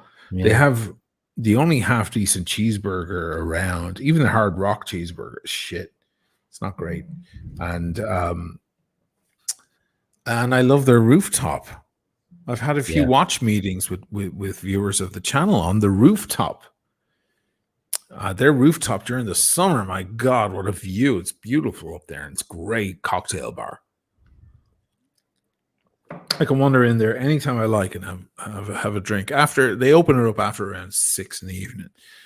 It's stunning. I mean, right now it's too cold, but once the weather gets better again, that place, I love that. It's one of my favorite bars in the town. Oh my God, it's set to close in November 2022. Is it closed? They're renovating it right now. Oh, it's closed. It's going to reopen in 2025 as the Rosewood Hotel Bauer. 2025? Yeah. I'll forget it. Oh no. That's not cool, man. Not cool. What's not cool is that all these giant things are just fucking ruining all this. But it said that the hotel in 2001 was acquired through a series of debt restructuring deals. She obviously ran it into the ground. Oh well, it's a beautiful place and I loved it. I stayed there one night and it was sick. Yeah, that's now you can see the blue. It's you crazy. Got the blue there. Yeah, blue right there. Yep, right there. Yeah, I mean it's just she beautiful. I love it. I think we've come to the end. We have 2 hours and 15. That was a good chat. 2:15. It was fun. It was a fun night. Thanks to everybody on my channel. Anybody still watching and a bit weirded out why we're talking about this stuff? This is the iBashers. Because we want to. Again. come over to the iBashers channel. Just search iBashers there on YouTube. You'll find us. If you like this kind of chat, this won't be viewable on my channel, the Oisin O'Malley channel, anymore after we get off here, but it will be on a podcast as well. We're a podcast. So if you missed most of the show and you'd like to go back and listen to it all from the beginning, you don't need to look at us. You can download it to your iPhone or your Samsung or whatever as a podcast and just listen to it like broadcast radio, like talk radio or whatever. It's so much fun. Apple Podcasts, Spotify, Amazon, whatever you like. It's on them all. So check Take out us on the iBashers. train or in the car or on a plane. Take us with It'll you. help time go by. If you miss the train, you won't mind so much because we're going on about stuff here, and you'll have those extra few minutes to just enjoy and let those minutes go by. Thank you, Dirk. Great one. Another you. iBashers is in the can. That's good. And It's fun, man. I will see you this time next week. This time, same bash channel. We should steal that. Bashman. Batman, the Batman theme. It's very who wrote that? That's a good one. I have to look that up for the next one. Might be John Barry. Kind of sounds like him, right? Mhm. And there's a lot of brass. That's how you know. That's how you know John Barry. John Barry's in the room. I gotta look. Check it. Before we go. Google it. Google it before we get off. Before we go, yeah. If it's John Barry, I'm pouring an extra drink. I was going to do that anyway. God, this watch is fucking crazy. It was composed by Neil Hefti. What a terrible name that is. I know, but I know his name. The From soundtrack, else. ready for this? The soundtrack of this TV series was the version by conductor Nelson Riddle. Wow. So Nelson Riddle arranged that. For anybody who doesn't know, Nelson Riddle did all the Frank Sinatra stuff, all the big band swing stuff. He's the guy. He probably did it in an afternoon. Oh, they gave him the basic charts, and he wrote out his arrangement. He didn't listen to anything. He just wrote it out. Yeah, Wrote it on a piece of paper. Yeah. Yeah, and then he handed it to the musicians and said, "Play that." Shane McQuirk, 249. Cheers, lads. Thank you, Shane, for the what was the name of the leaf again? Buckleaf. Dockleaf. Yeah, Buckleaf. I didn't know about that because my uncle Mick had nettles in his yard, and he was right. He lived right next to Phoenix Park, and we all got ravaged by them over and over again. And we had no remedy. John Martinez, do you really like the Hulk Seiko? Yes, I do. I love that watch. I was wearing it earlier today, actually. So, do you really like Hulk Seiko? Do you really wanna wear it now? Do you really like Hulk Seiko? I love Boy George. He's got a really raspy voice now. Evening. She's still staring at my Seiko Samurai. Shoot it raw. Oh, I love that one. I have that one too. Love that thing. I haven't pulled that one out in a while, so I'll do that soon. Thank you all, and have a wonderful evening. See you guys next week. Thank you. Bye-bye.